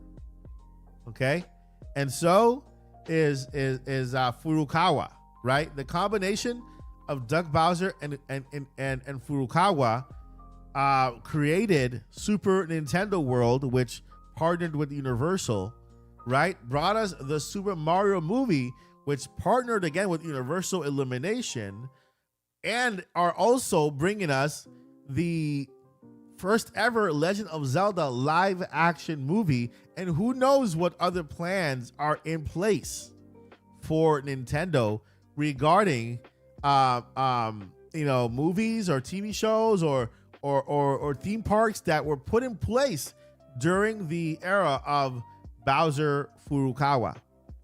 And so with that, we just have to say, we just have to be grateful for everything, which is, it's very cool. and then also look forward to the next stage, the next level, the next level with our new president and our new CEO. You know, I've seen a lot of people say, "Oh no, listen, it's not going to be good." I'm like, who? How do you know? How do you know? You know, we have to always give people a chance to prove themselves and to you know, I think it will. I think it's for the better. Having somebody who is not only in charge of marketing, sales, but also communication is good, because maybe the communication department now gets better with between Nintendo and fans, right? Having somebody like a CEO, like the new one, right? Satoru. I don't like to. I don't love to pronounce. I don't like to mispronounce his name. But a person who he loves video games. He has a Nintendo 3DS collection, you know, and also cosplays. He loves to cosplay. That's crazy, man. That's crazy. Whenever have heard, maybe Reggie, but a president of a company, and especially Nintendo, like so proud of their 3DS collection. You know, there's a video out there. He's going over his 3DS collection, and he's talking about every single one of them with the coolest passion, right? And so that's gonna be the CEO of Nintendo of America, right? I'm telling you, I'm happy. I'm looking forward to what that team will do for the company, right? You know, we'll see. We'll find out. Furukawa has been on Nintendo since 1994. There's nothing much about him, but all we just know is that he is the current president. Yeah, I mean, what we know that Furukawa, we know what games came out under his belt, right? The Nintendo Switch was Iwata's baby, right? And then the Nintendo Switch marketing was under Furukawa, and now the Nintendo Switch 2 is Furukawa's baby, and its marketing maybe also, and you know, and Bowser, right? And so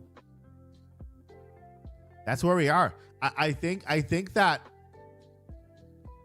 there's one thing we have to take into account, is that when Nintendo Switch 1 came out, we weren't so crazy into inflation, right? The inflation worldwide wasn't crazy, where to a point where they could you know, give us a really affordable console. $199 for the Nintendo Switch Lite, $299 for Nintendo Switch, $349 for OLED, and it was, and we have to also think about, after 2020 happened, that's when inflation just kind of went over the moon, right? Nintendo did its best under Furukawa and under Bowser to keep the prices the same, right? We know PlayStation, Xbox, all prices went up, you know, but Nintendo, they try to keep Nintendo Switch prices the same. $349 for the OLED, $299 for the base model, and $199 for the Lite. Plus, you had options. You had the OLED, you had the base, and you had the Lite, and they all played the same games. Three models of a system for three types of levels, entry levels to, you know, if you like the OLED screen. This time around, there's inflation, so we can't have the prices of 2017. Unfortunately, it's almost 10 years. We're 2 years removed, right? When next year will be 9 years since the Switch came out. So it's been 8 years. And so in the 8 years, inflation happens. 429. Is it 449 is that new price point, but you can bet that Nintendo will give us a more affordable console with maybe a light version of Switch 2 without the detachable controllers, without the ability to dock the system. And we will probably get an OLED model too, right? Nintendo knows that model works. That business model works, giving us options. So from here then on, I believe that the system might, become more affordable for other fans, right? And we don't know what the future lies when it comes to inflation, when it comes to the market. What it can go either up. It just depends on how the world reacts to what's happening or whatever. But who knows whether we go back to a point where prices can go down again, or we go back up, right? But yeah, it is what it is, and we just have to enjoy the ride. It's a roller coaster of a ride, but we just have to enjoy the ride. And I think that's important for us to know, right?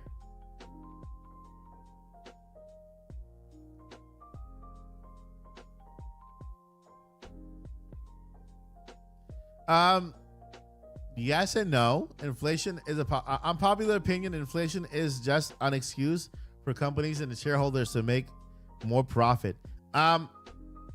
If you understand how inflation works, I mean that could be true, but that could also be false. In certain areas, inflation, it all begins with oil. Okay, oil runs the world. Okay, so when oil becomes more expensive, then, no pun intended, that barrel's out of control. It barrels. Barrel of oil. Oil drives the world, right? And so oil becomes more expensive. What happens if oil becomes more expensive? Then gas prices becomes more expensive. What happens when gas prices become more expensive? Then anything that you need gas for becomes more expensive. So transporting goods becomes more expensive. Like groceries becomes more expensive because transporting goods, the goods from the farm to the pharmacy or whatever, or the plant, becomes more expensive. Now all all the machinery that depend on oil also needs more to maintain it. So what happens is that is passed on to us, the consumer. Everything goes up in price. It all starts with oil.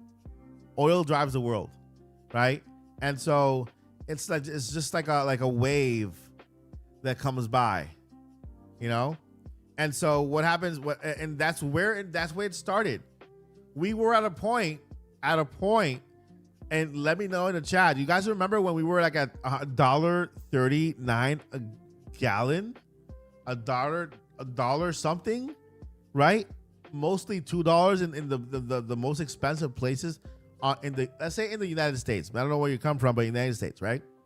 Then I know in Florida there was a point where we went to $5 a gallon. It was $5 from $1 to $5. You know what happened, right? Oh, that's what caused inflation, because transporting goods now cost more. And so, to your point, in order to maintain the same level of profit, you have to raise the prices to us in order for them to continue to, provide, and to maintain their companies. Some companies do take advantage of that, and they take and they bring the prices up to a point where you don't need to. But if oil goes down, prices go down, then you'll see that difference in the grocery store, because transporting goods from wherever they go, or managing the machines that require oil to get the crops or whatever. Everything comes down so that those savings are passed on to us. We got a member here for 9 months. Having Hope is now a member for 9 months. Thank you so much for your support for the past 9 months. That's awesome.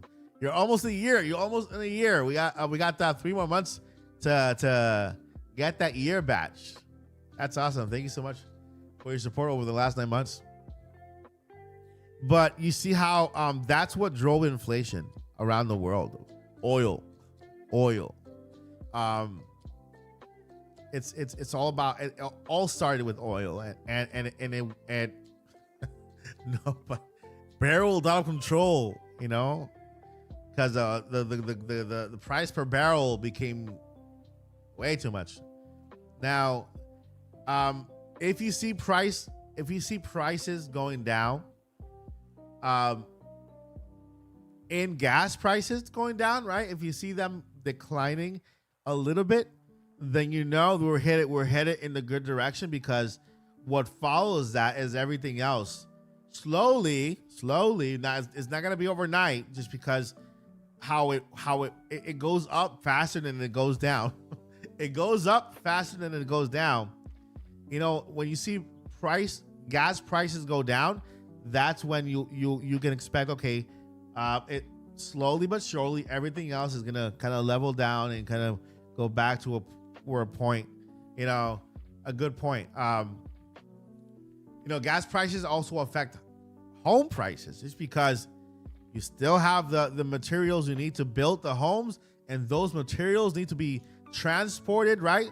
Those materials need to be made in some machinery that requires oil to run that machine, and so that also affect house prices, and that's why a house that was worth 200,000 is now worth $500,000, and so they're just, again, it all starts with oil, and that's where all.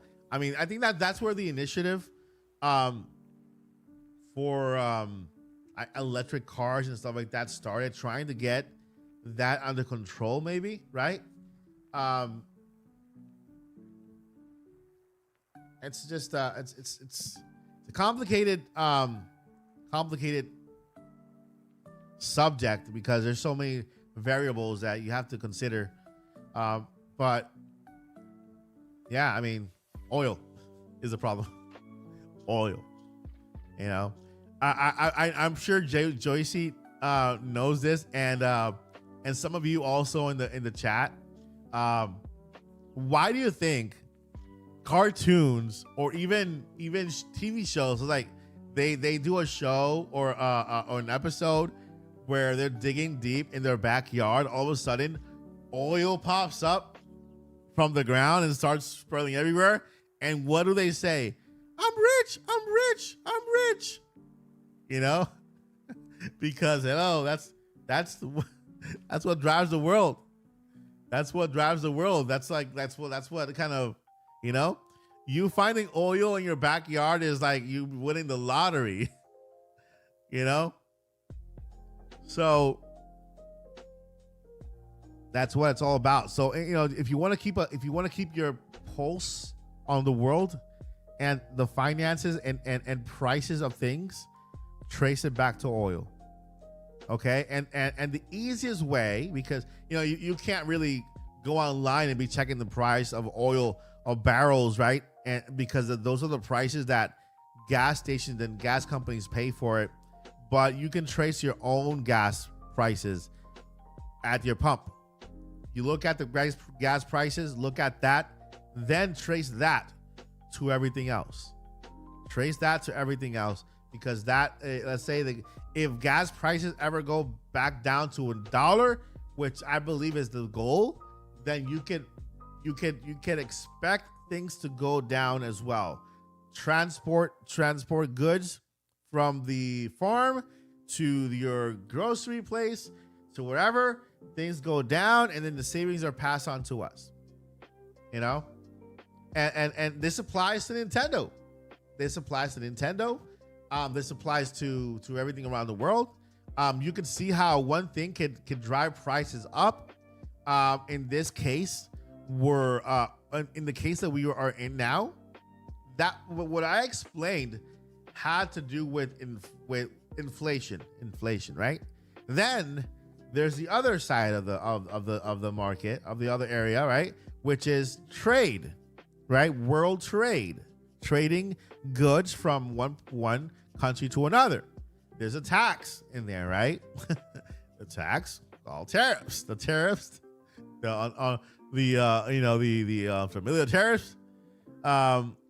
And so the current rise in prices on goods, some goods they come from other countries, like video games, like consoles, like computers, like chips and stuff, then that is affected by trade taxes. That's different, right?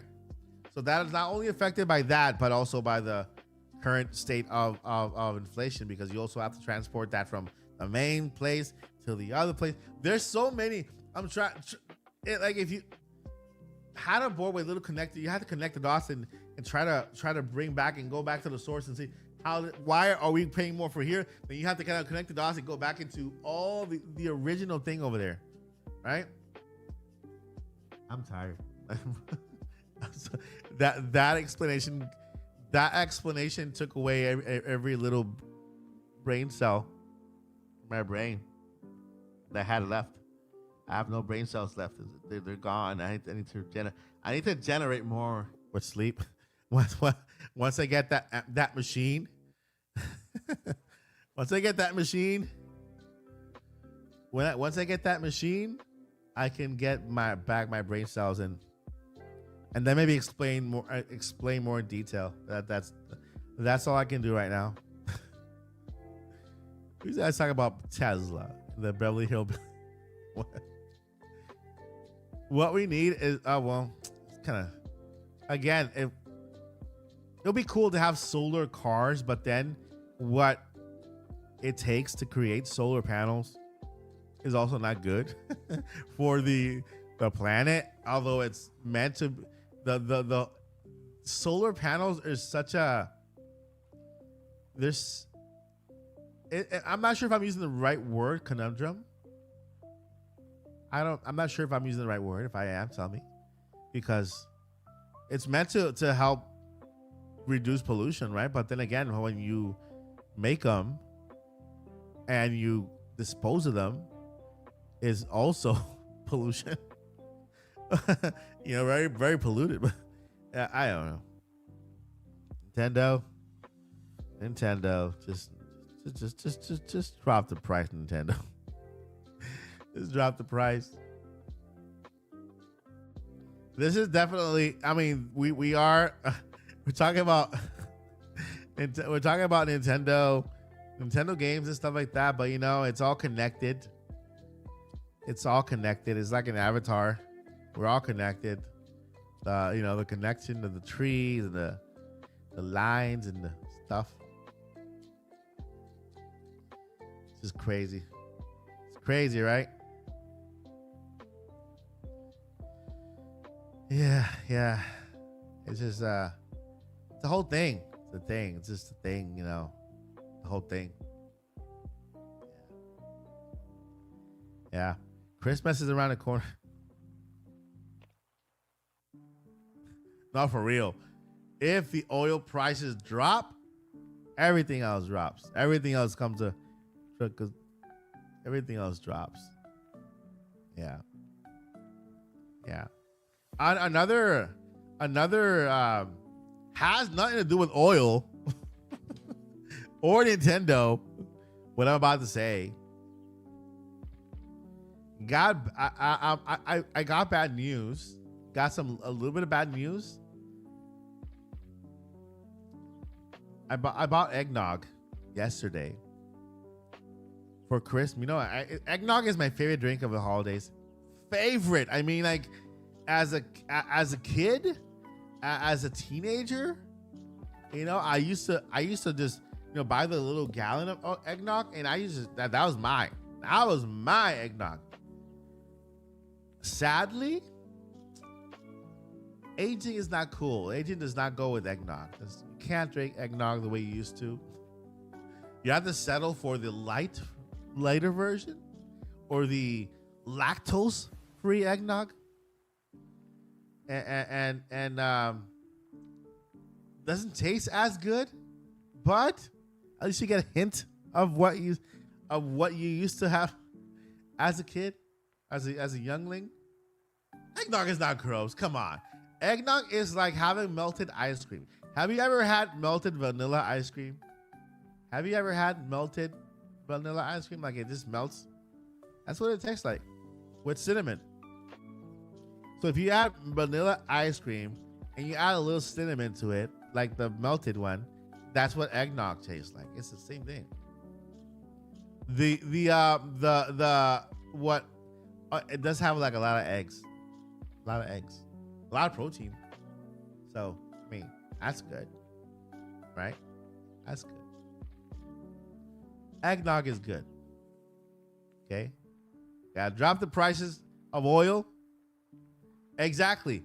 You know, instead of Chloe, you're onto, instead of saying Nintendo drop the price, we should all be saying drop the price of oil. Drop the price of oil. Drop the price of gas. Because when those prices drop, nothing but good things happen for us. For all of us. Yeah. So we got the light, the fire back in the back, the fire right there, the little fire there.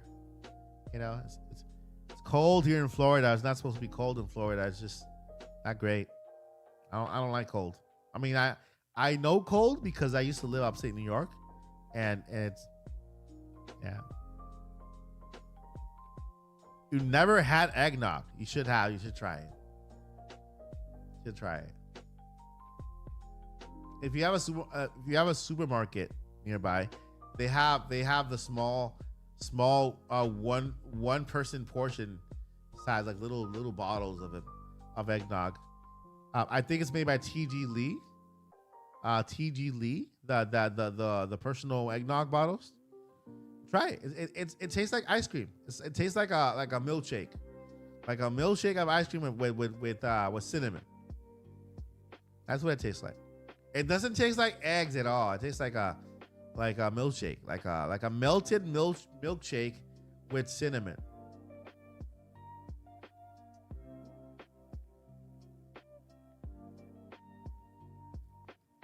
So, right. You see, Renee knows what I'm talking about.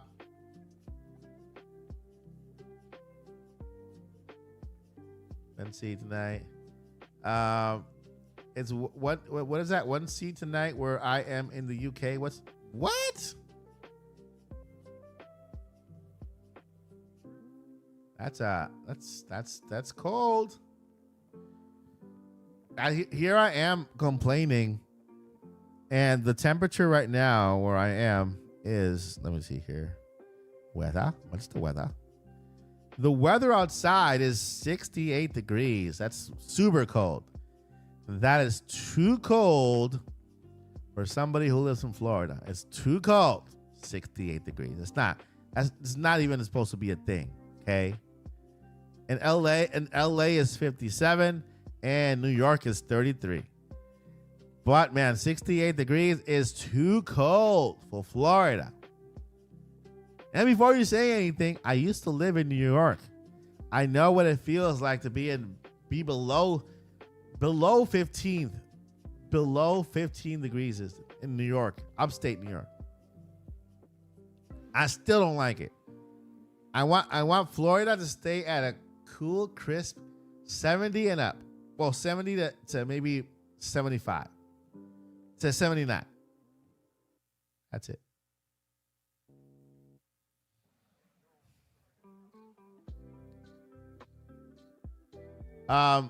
Chloe, 1,200 for a rent on three rooms in a house.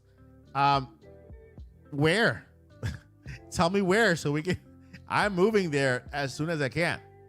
A home here A home here for with 3 bedrooms, to a house, a single house with 3 bedrooms is about 2,800 to 3,500. That's how much it is here monthly for rent. For 1,200, you can probably find a 1 bedroom apartment, and maybe 1,400 for that. Here where we live, 1,400, maybe 1,400 to 1,600, a 1 bedroom apartment.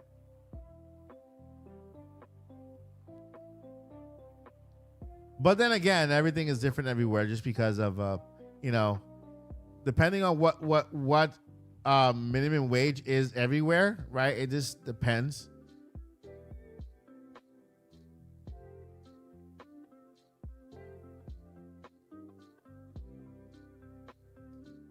Oh yeah. But I heard that they're bringing down interest prices and a new program to make it easier for people to afford a monthly payment for a mortgage, which is good. I hope it happens. I'm not a political person, but I know there's a bipartisan thingy happening now related to home ownership that hopefully goes through, which will help a lot of people get into new homes and not pay that much, at least a month, So we'll see. That will be great for everybody. Not right now. Right now, if you get into a mortgage, you're probably going to be paying $2,000 and up for a mortgage monthly.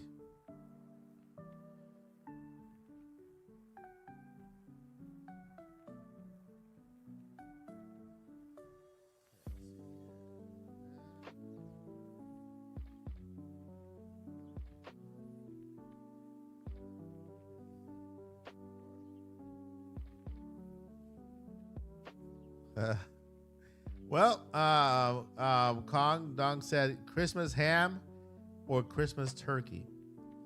Well, in my family, we are from Puerto Rico. So Puerto Ricans, we have all three. We have ham, we have turkey, and we have pork. So the pig, like a pig leg, like a pig thigh, I think it is. We have all three of them. Three. Not two. We have all three. We got turkey, we got ham, and we got pork.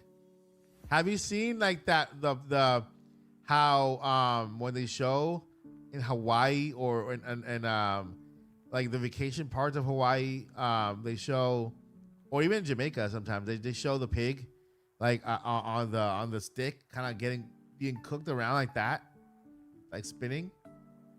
That's what we have for Christmas. So it's all three. And you might as well throw chicken in there too. So all four. Oh, and on Thanksgiving Day, we had both. We had turkey and we had ham. Both of them. I mean, it's too bad. This is bad. It's too much. Okay, now you won me over there. Rice Krispie with peanut butter and chocolate. I've never had it, but I love peanut butter.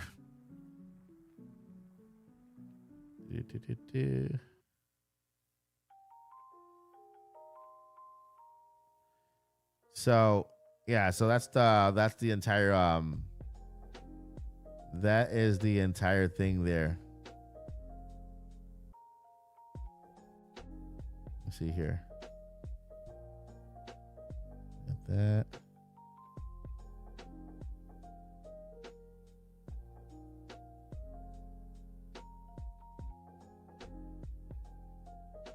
Okay, got that.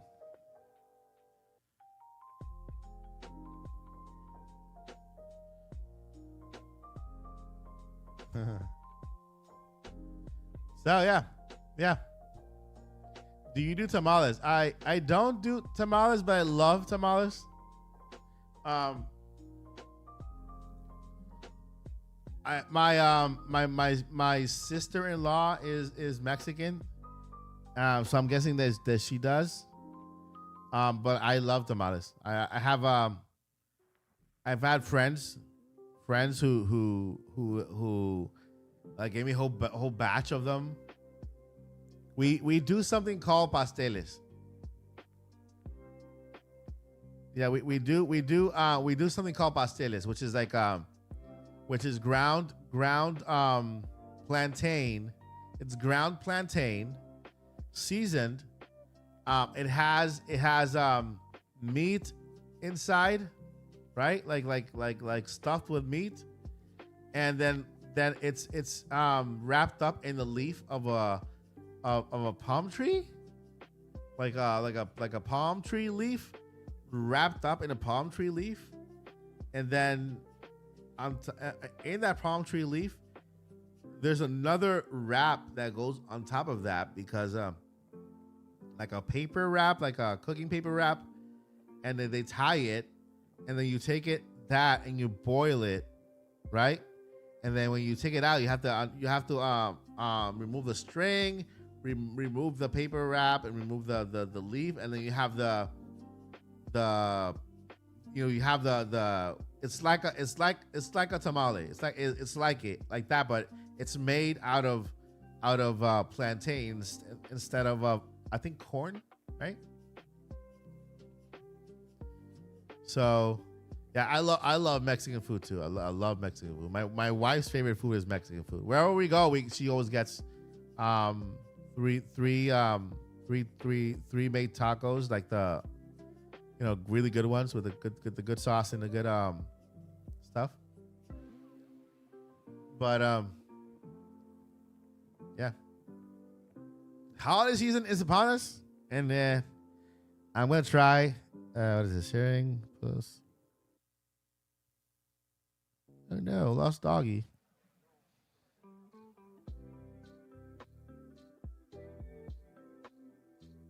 Interesting. All right.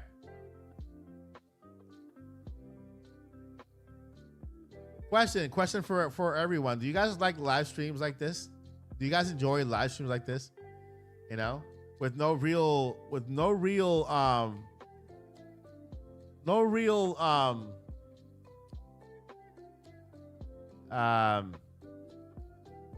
foggy rain. No real plan behind it. More like just chatting type of live streams, right? Just chatting. Not really talking about the news or what went wrong or whatever.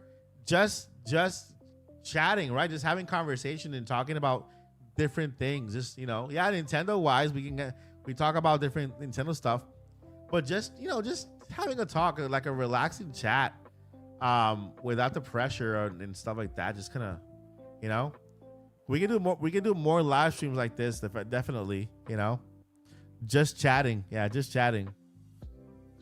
They are fun, and I think that it opens the conversation for everyone, right? Yeah, it opens the conversation for everyone, not just centered around one game that not everyone might like, but just let's see where this conversation leads us, right? What do we talk about? Where do we go from here, right? Just relax, because we could our live streams could be like that. We could just talk, right? Just talk, relax. Yeah, we can do gameplay here and there, but it'll be dinner time for me in a couple of minutes, as it is 7 p.m. for me. At least Lottie, you know what? The good thing, Lottie, is that Lottie normally gets here and it's like 1 a.m., 2 a.m. At night. So at least having a live stream in the day earlier allows for everyone to participate a little bit more, right? Around you might be having this live stream in the background work, right?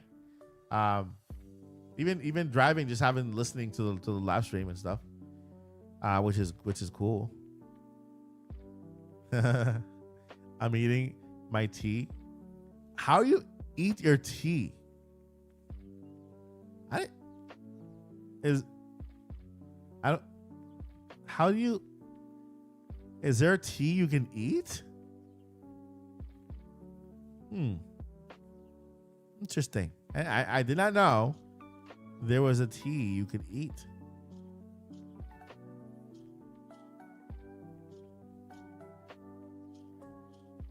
Tea dinner to Americans.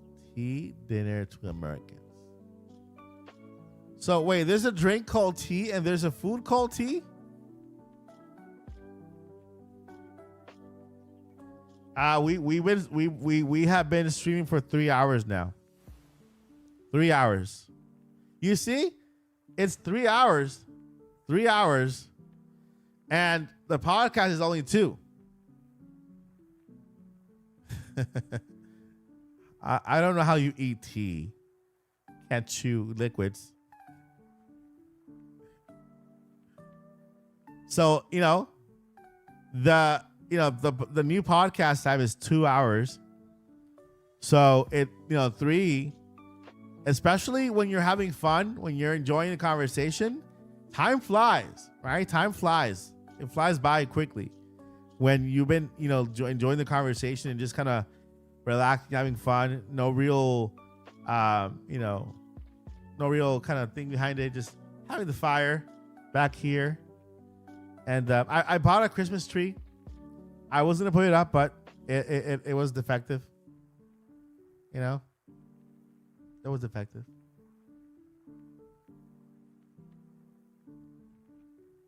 So, all right, friends, I'm gonna go ahead and put a pause today on this live stream for today. I want to thank everyone for being here today. Thank you so much for your time, for supporting the channel. If you just got here recently, even in the past half an hour, I encourage you to go back and listen to the first. Go back and listen to the first part of the podcast of the live stream. I shared a lot of information there, my personal health, and also future information for the channel. So if you were here only in the past half an hour, I encourage you to watch the beginning of the live stream where I share all that information there. That way you get caught up to date. And please join Discord.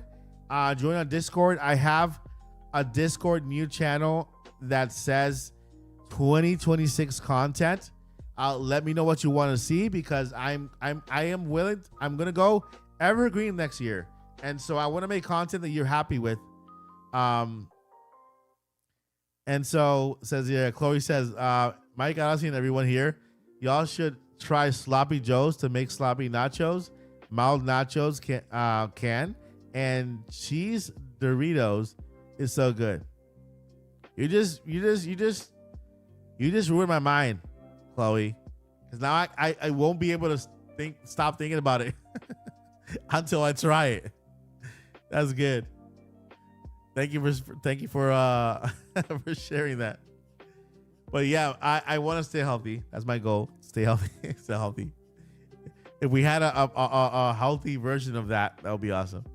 But thank you guys. Check back the stream if you did arrive recently. Check back the stream so you can look at that important information, and of course join our Discord so that you can play a part in next year's content for 2026.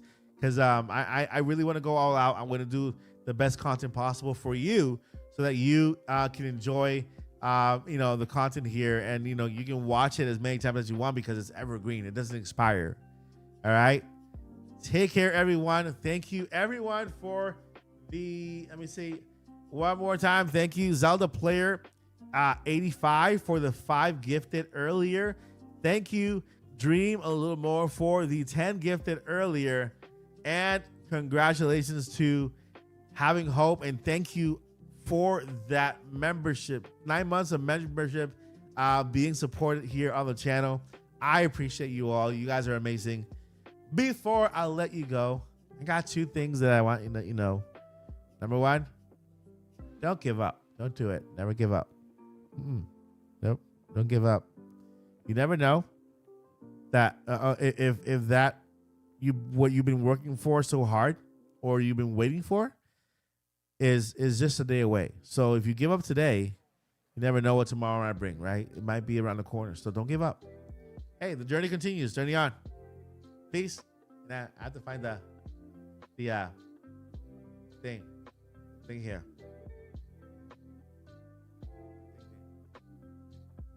Where is it? That thing. All right, guys. Take care.